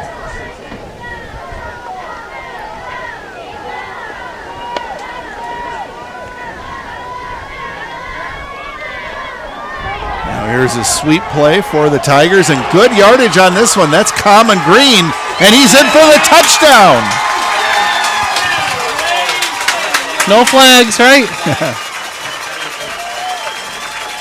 Common Green from about, 25 yards out at the 126 mark of the third period. Face mask against Rochelle, that'll be declined. Touchdown is good. So we are all tied at 30, and as Schmitty alluded to earlier in the broadcast, these 2-point conversions could be the difference in this game.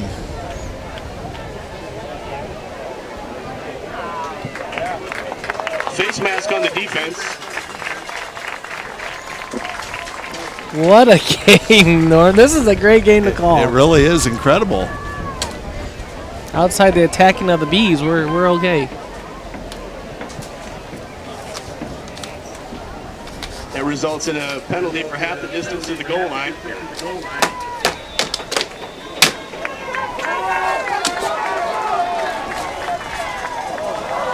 Tigers going for 2, and it's going to be unsuccessful, so we will stay tied at 30. Minute 26 left in the third quarter. We are all tied up at 30. 1:26 to go in the third period. A most entertaining game. Both teams showing a lot of fight, no quit. What you kind of expect two powerhouse football programs, right, in the JFL world. Tigers on their backup quarterback, and Tyler Forrestall is more than capable of handling it. Yeah, he did a nice job, didn't he? That's not an easy spot to come into. Trying to see if I can get a sneak peek of Gavin Lanham, if he's having a tendency to come back in, or if he's what's going on over there. It looks like he's got his shoulder pads off, so that's not a good indication. Back deep to receive for the Hubs. Caden Benavidez to kick off. Short kick. And this time the Hubs are going to return it, and they're going to get good yardage. The Hubs take it all the way down to the 33 of the Tigers. That time probably kicked it a little too far, Norm. Yeah, earlier the Hubs had just been falling on those kickoffs, but not that time.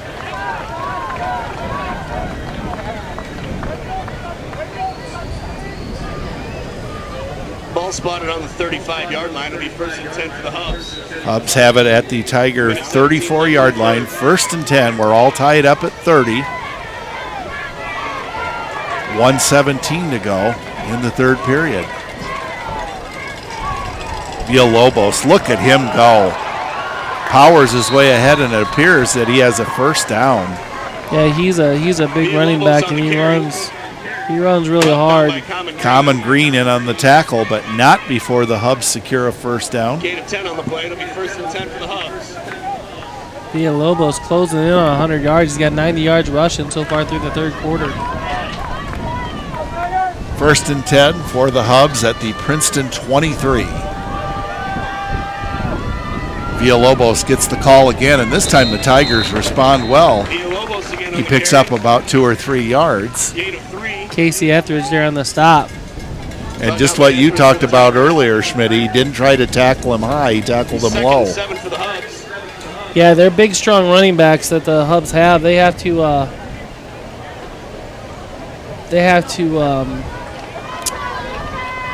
really tackle them low to stop their momentum and keep their feet from turning. 2nd and 7. And this is the big man, Metzger, and he's going to take it to the house from 21 yards out. Brody Metzger from 21 yards out with just 8 seconds to go in the third period. That is his second touchdown of the day at a 60-yarder to begin the game.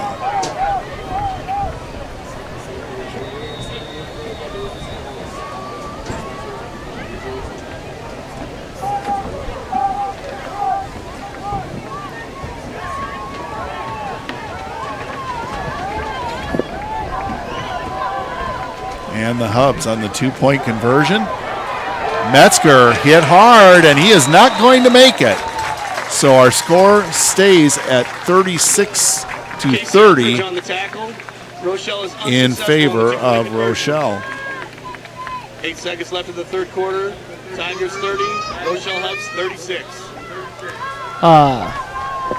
That's a perfect example of Metzger running straight up and down. If Metzger runs any sort of parallel right there, he probably gets that 2-point conversion in. But because he ran up and down, he never broke the plane of the goal line, and the 2-point conversion is no good. Good job by the Tigers to stand him up right there and just keep driving back. Excellent point. And even with all the Tigers' problems here in the third quarter, they are still only down 6 points. 8 seconds to go, third period. Norm, I'm supposed to ask you if you remember calling a JFL game back when Drake Davis and Garrett Allen and those boys played. I sure do. With Pauly. Yes, and I was thinking of that today. And Spencer Davis. I think Spencer and Annette, they sponsored the entire broadcast on the radio. Yeah, thanks for bringing that up. I know you're the same way. I miss Paul tremendously. Absolutely. But that is a fond memory. And, was that Spencer you heard from there? No, that was actually Randy Allen, Garrett's dad. Okay, yep. Another great guy.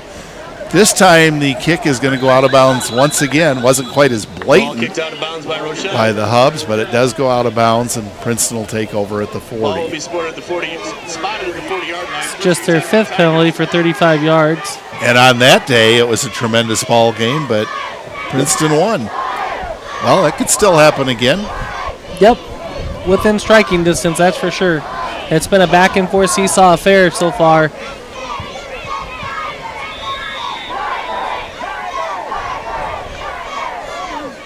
First and 10, Princeton at their own 40. Rochelle leads at 36-30, just 8 seconds to go, third period. The Tigers run it wide. And good yardage. It's going to be a pickup of about 5. Green on the carry. Common Green with the run. Looks to be about 6 yards, 5 yards.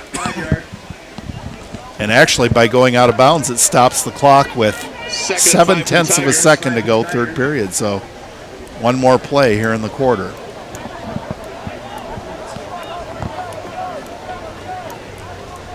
Second and 5 from the 45.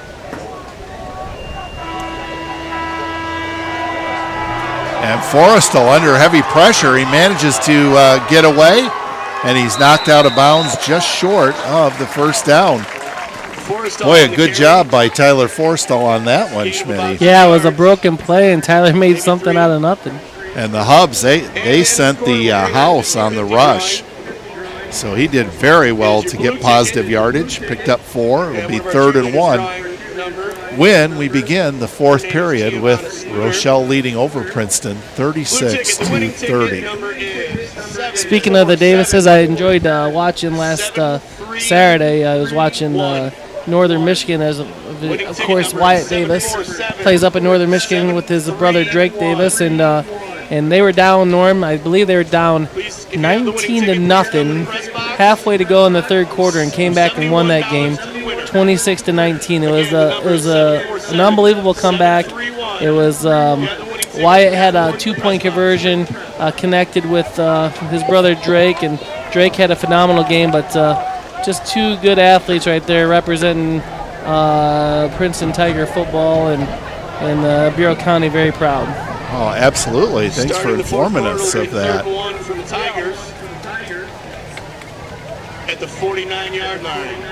I did see among the scores last night, and forgive me, I don't remember who it was that beat them, but the Monticello Sages went down to defeat. That's a powerhouse program in the state of Illinois. Anybody can get beat on any given Friday, that's for sure. So, with short yardage to go, the Tigers, it looks like they got the first down. On the carry that time was Casey Etheridge.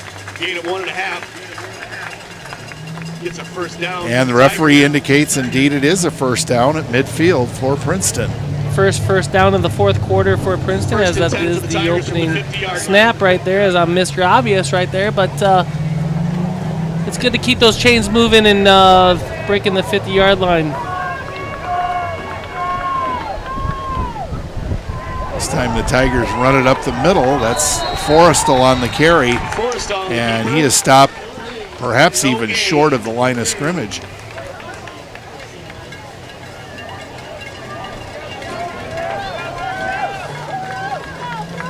Second down and 10 for Princeton at midfield. 8:13 and counting for the game. Rochelle leads 36-30.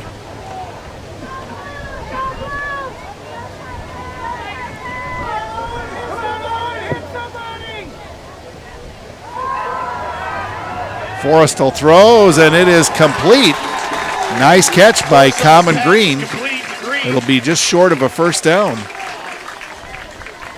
Even better, what great concentration by Common Green, as he had a defender hit him bang bang right there on that play, and he held on to that play, held on to the ball, makes it a very manageable third down and a long one for the Tigers. Forrestal, a left-handed passer.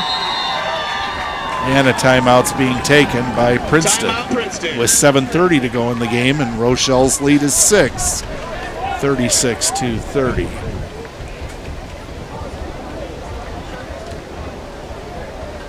Well, Schmitty, the job that Tyler Forrestal has done coming on in relief, I think has been quite good. Yeah, I agree. I think it's been phenomenal. I can't. I don't think you can ask for a better job. I mean, he's had some handoffs that could have been a little more crisp, but when you don't get the work, because you're not the number one QB and you're the number one wide receiver, I mean, that's a big difference, Norm. And he's handled it with poise, and he had a broken play, didn't panic, knew what to do with it, gained 4 yards, make that a manageable third down coming out in the fourth quarter. So, yeah, really good job by Tyler. And we haven't talked about the line enough. The line's doing a great job creating some holes for these guys to go. So hopefully. Yeah, that line: Ryan Jaggers, Owen Hartman, Grady Cox, Rhett Pearson, Eli Berlin, and Braden Cruz, among others that have been playing up there for Princeton. Big play here, 3rd down and 1. The ball at the 42-yard line of the Hubs. Forrestal in the shotgun. He's going to call his own number. He's got the 1st down and more as he is knocked out of bounds at about the 33-yard line of Rochelle. Pushed out of bounds by Rochelle. Gain of 7 on the carry. Our best defense right now is keeping that offense on the floor, excellent point, on the ground right there, and keeping that clock moving.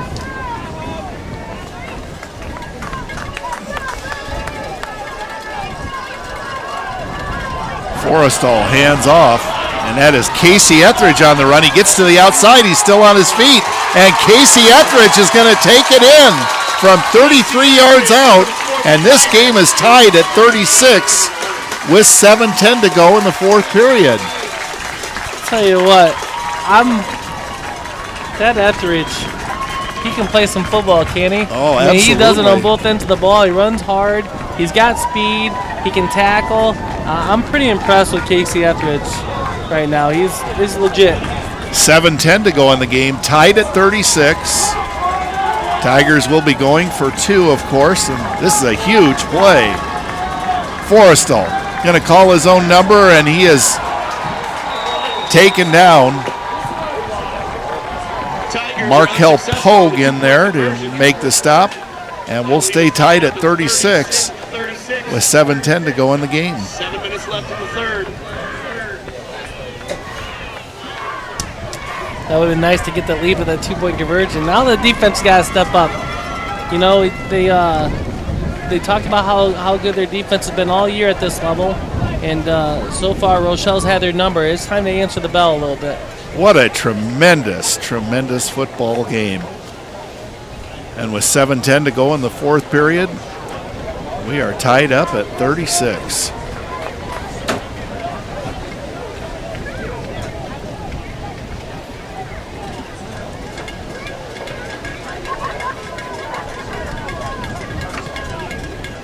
Neal and Metzger set back deep for Rochelle to receive. It was the Tigers outscoring Rochelle in the first quarter 16-8. Then Rochelle came back and outscored the Tigers in the second quarter 14-8.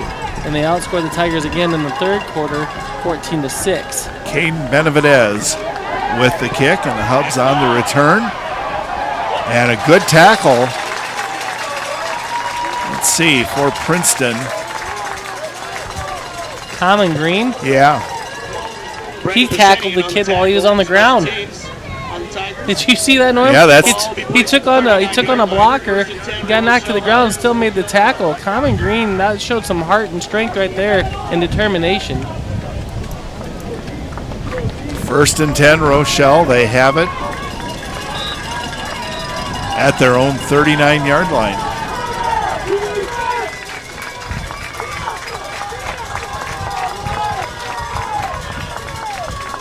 We await the snap. Here it is.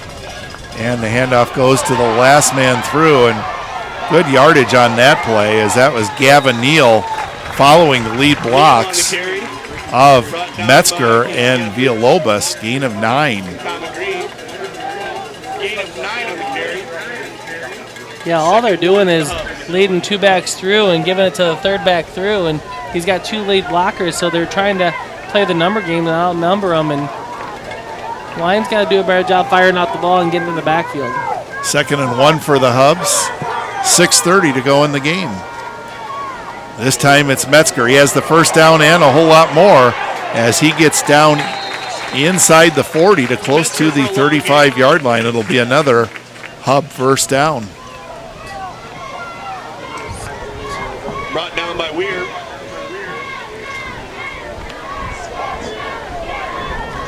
Ball spotted at the 35-yard line. It'll be 1st and 10 for the Hubs. Clock ticking, 6:11 to go in the game. We're all tied up at 36.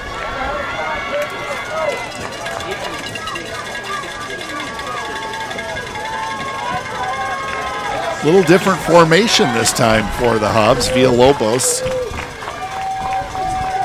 right behind the quarterback, takes the handoff and surges ahead. A good gain on first down for Roman Villalobos. Give him 6 yards. He's up to 98 yards on the day, rushing the ball.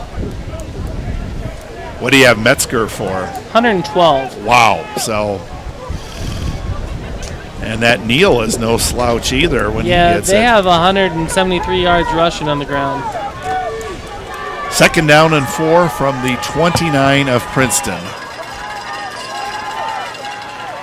Metzger on the carry. He's got the first down, spins away from a tackle, and he is going to score. From 29 yards out, his 3rd touchdown of the day, Brody Metzger at the 5:08 mark of the 4th period.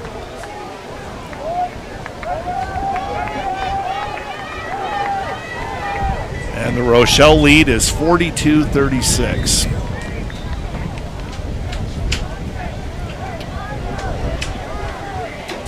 Big 2-point conversion up here.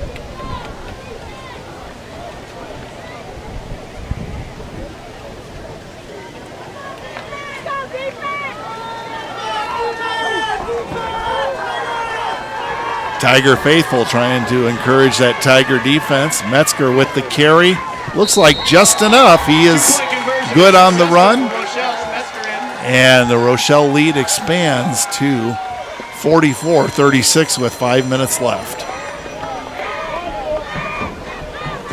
There's 5 minutes left in the 3rd quarter. Tigers 36, Rochelle Hubs. What a game. What a game.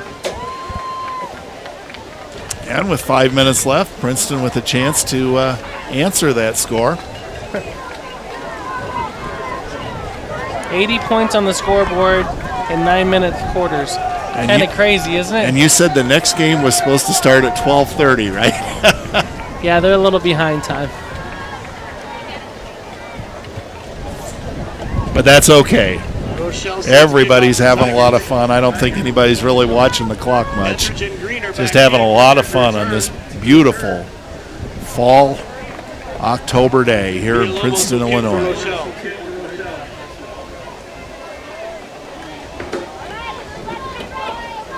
You know, what's more impressive is the 44 points put up by the Hubs is, only with 4 passes in the air. No attempts at all in this second half, Norm. It's all been on the ground. It's been Metzger who's been doing most of the kicking, but this time it's going to be Roman Villalobos to kick off for the Hubs.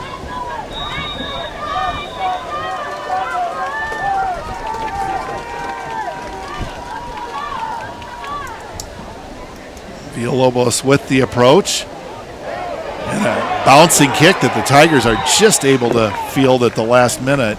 Jace Wire covering it up.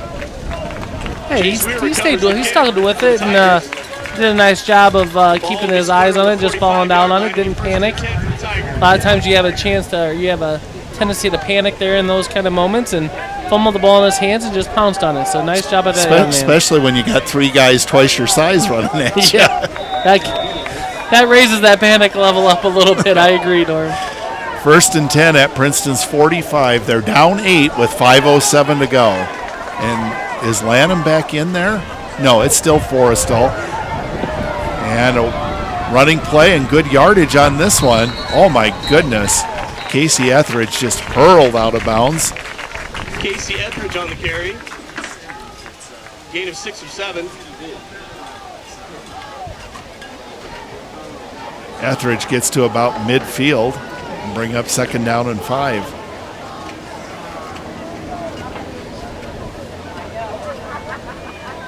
That brings Etheridge to 100 yards. So, wow, what a day for him. 2nd down and 5. Forrestal with some nifty moves. It's going to be just short of the 1st down. We'll bring up 3rd and short. Gain of 4 on the play, brought down by a host of Hubs. Ball spotted on the 46-yard line. It'll be 3rd and 1 for the Tigers. 3rd down and 1 for Princeton at the 46. Is this drive an attempt to tie this game up? Tigers are down by 8. Rochelle 44, Princeton 36.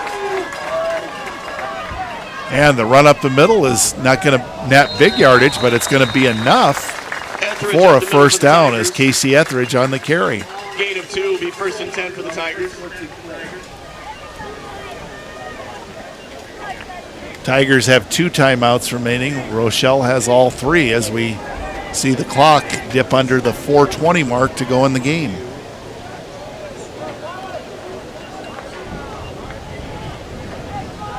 First and 10 at the 44 of Rochelle. Forrestal back to throw. He has a man wide open, and the pass is complete to Common Green. And Green surges ahead, gets close to the 30-yard line. It'll be a 1st down. Ball will be spotted at the 31. It'll be 1st and 10 for the Tigers. So Forrestal is 2 for 2 with 21 yards. And his favorite target being Common Green out of the backfield.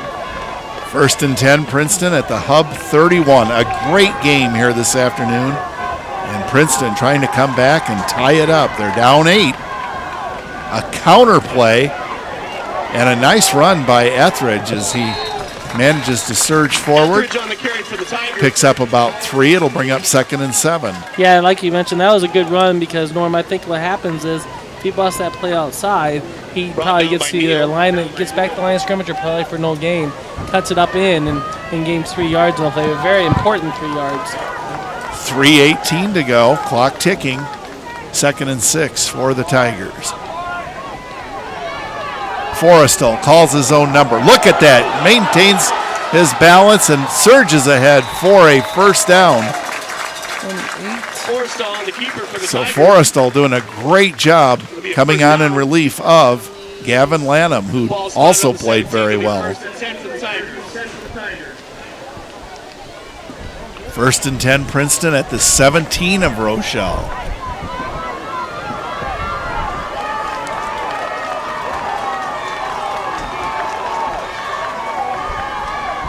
Now it's Etheridge up the middle and a good gain on 1st down. Gets down to around the 12-yard line. Etheridge on the carry for the Tigers, brought down by 51 for the Hubs. 2nd down and 6 for Princeton. Clock a big factor as 2:30 to go in the game. Now a penalty flag as Etheridge is on the run. Turns the corner. And he's in for the touchdown, but hold the applause. Illegal motion against Princeton. Illegal motion on the Tigers. Just the 4th penalty for the Tigers on the day, but that's a costly one. You know what? It might be a little blessing in disguise, though. Let's talk about that a little bit. Do you really want to score with 2 minutes and 25 seconds to go and give Rochelle a time to get the ball back, Norm? I mean, that's what you got to ask yourself. They've been rolling the whole game since the 2nd quarter on, and that might be just what the doctor ordered as a flag right here. You don't want to take points off the board, but yet it might be a blessing in disguise. We'll see. Quite possible, and of course with the way Metzger and Villalobos and Neal have been running, and that Rochelle would also have 3 timeouts left. So it does bring up 2nd down and 11.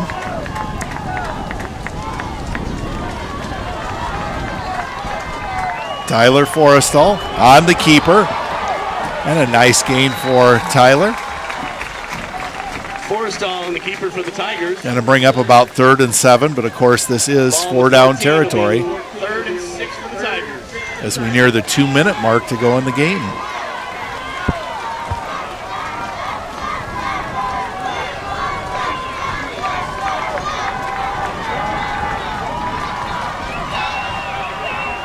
Now this is Etheridge on the carry. Nice cut. Surges ahead towards the first down marker. And he's going to be just short, maybe a yard or two. It'll bring up 4th down from about the 8-yard line. I'm going to guess that they're going to let the clock run down and call timeout. Be 4th and 2 for the Tigers. Timeout is being taken by Princeton. You're exactly right. So if you're the Tigers, Norm, you got a couple of different options here. I kind of like the whole, normally in the short down situation, short yardage situation, I should say, they've been giving the ball to the quarterback, let the quarterback keep. I don't mind that. I don't mind that because it's been pretty successful. You got Etheridge that's been breaking it off to the outside or seeing a hole and cutting inside.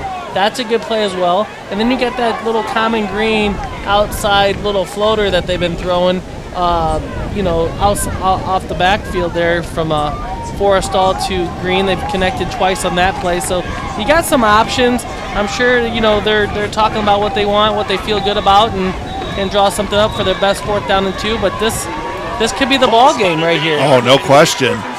One thing I'd want to do is locate where number 75, Ryder Stombaugh of Rochelle is. I wouldn't want to run the play his way. Here we go. As Schmitty said, this could be the game. 4th down and 2. Forrestal, and he's hitting the backfield and taken down by Brody Metzger, and that will end the Tiger drive. Well, what more can you say about Brody Metzger, huh, Schmitty? He has just been the all-purpose man for Rochelle today. Yeah, that's all over but the shout, I think, Norm. But what a great contest by both teams. I mean, pretty much just a matter of the Hubs being able to hang on to the ball at this point. Though they are deep in their own territory, a turnover would be huge, but look for them to be pretty conservative here. 1:30 to go in the game. Rochelle leads it 44-36. They do have it at their own 12-yard line.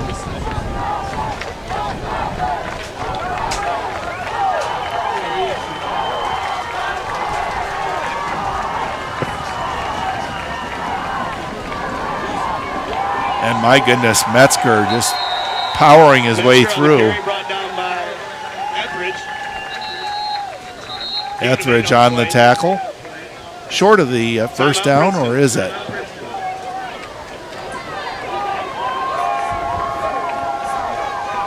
Timeout is taken. That'll be the Tigers' last. And it is indeed a first down as the chain gang moving ahead. So theoretically, Schmitty, Rochelle, they could just take a couple of knees or so and win this. I don't know why you wouldn't, Norm. Yeah.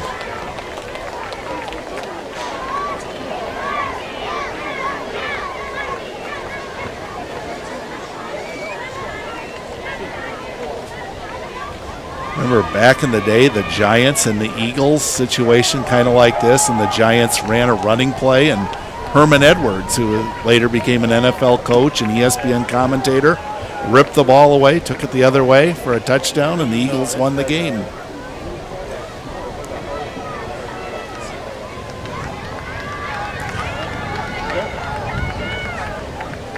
And there's something kind of satisfying for an offense to just be able to take a knee. You know, it's like we've done our job. Well, what a tremendous game this has been. Doesn't appear that the Hubs are in the victory formation.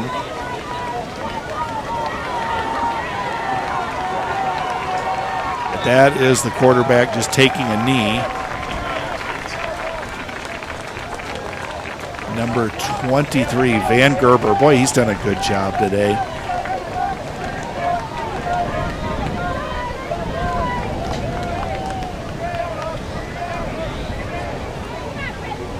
Hubs are going to milk that clock, of course, for as long as they can before they make this next snap. Van Gerber touches it down, 48 seconds to go in the game, so one more time and that should do it.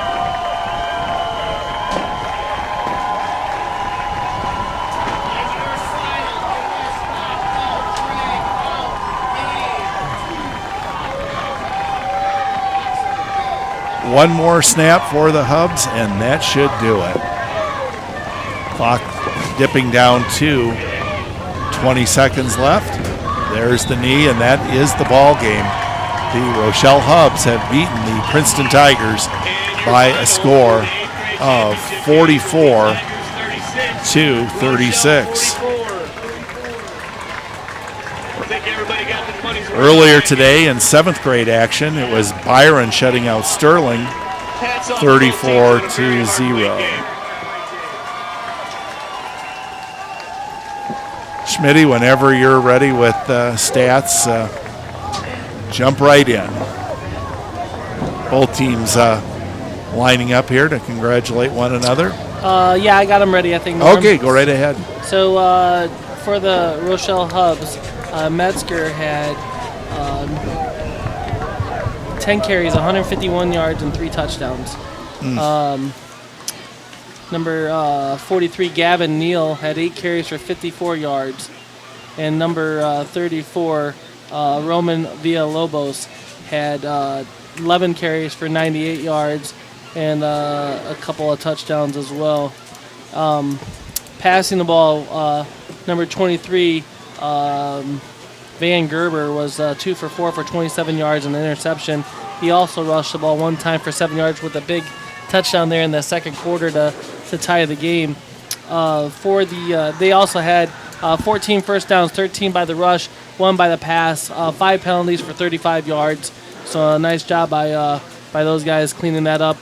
For the Tigers, Gavin Landum was 3 for 9 for 98 yards and 2 touchdowns. Tyler Forrestal did an unbelievable job. Backup quarterback, 2 for 2 with 21 yards. Casey Etheridge had 16 carries, 115 yards for 2 touchdowns. 842. Number 34, Common Green, had 7 carries, 21 yards. He also had 3 catches for 96 yards and a touchdown. And Casey Etheridge also had 1 catch for 25 yards for a touchdown. And Tyler Forrestal with 7 rushes for 27 yards. Again, I was glad to do this with you, Norm. It was fun as always. What a game. What a weather. Unfortunately, the Tigers didn't come on top of it, but hats off to the Rochelle Hubs for doing what they do and making it work, you know? Well, very well said. So what a great day it's been. Thanks so much for tuning in to Tiger Central Live. Again, a big thanks to Steve Morton, Brody Anderson, and Josh Orwig for their work on the cameras. We'll join you again on Tiger Central Live on Friday night for high school football when the Tigers host the Bureau Valley Storm. That's going to wrap it up for us. Again, our final score, Rochelle 44, Princeton 36.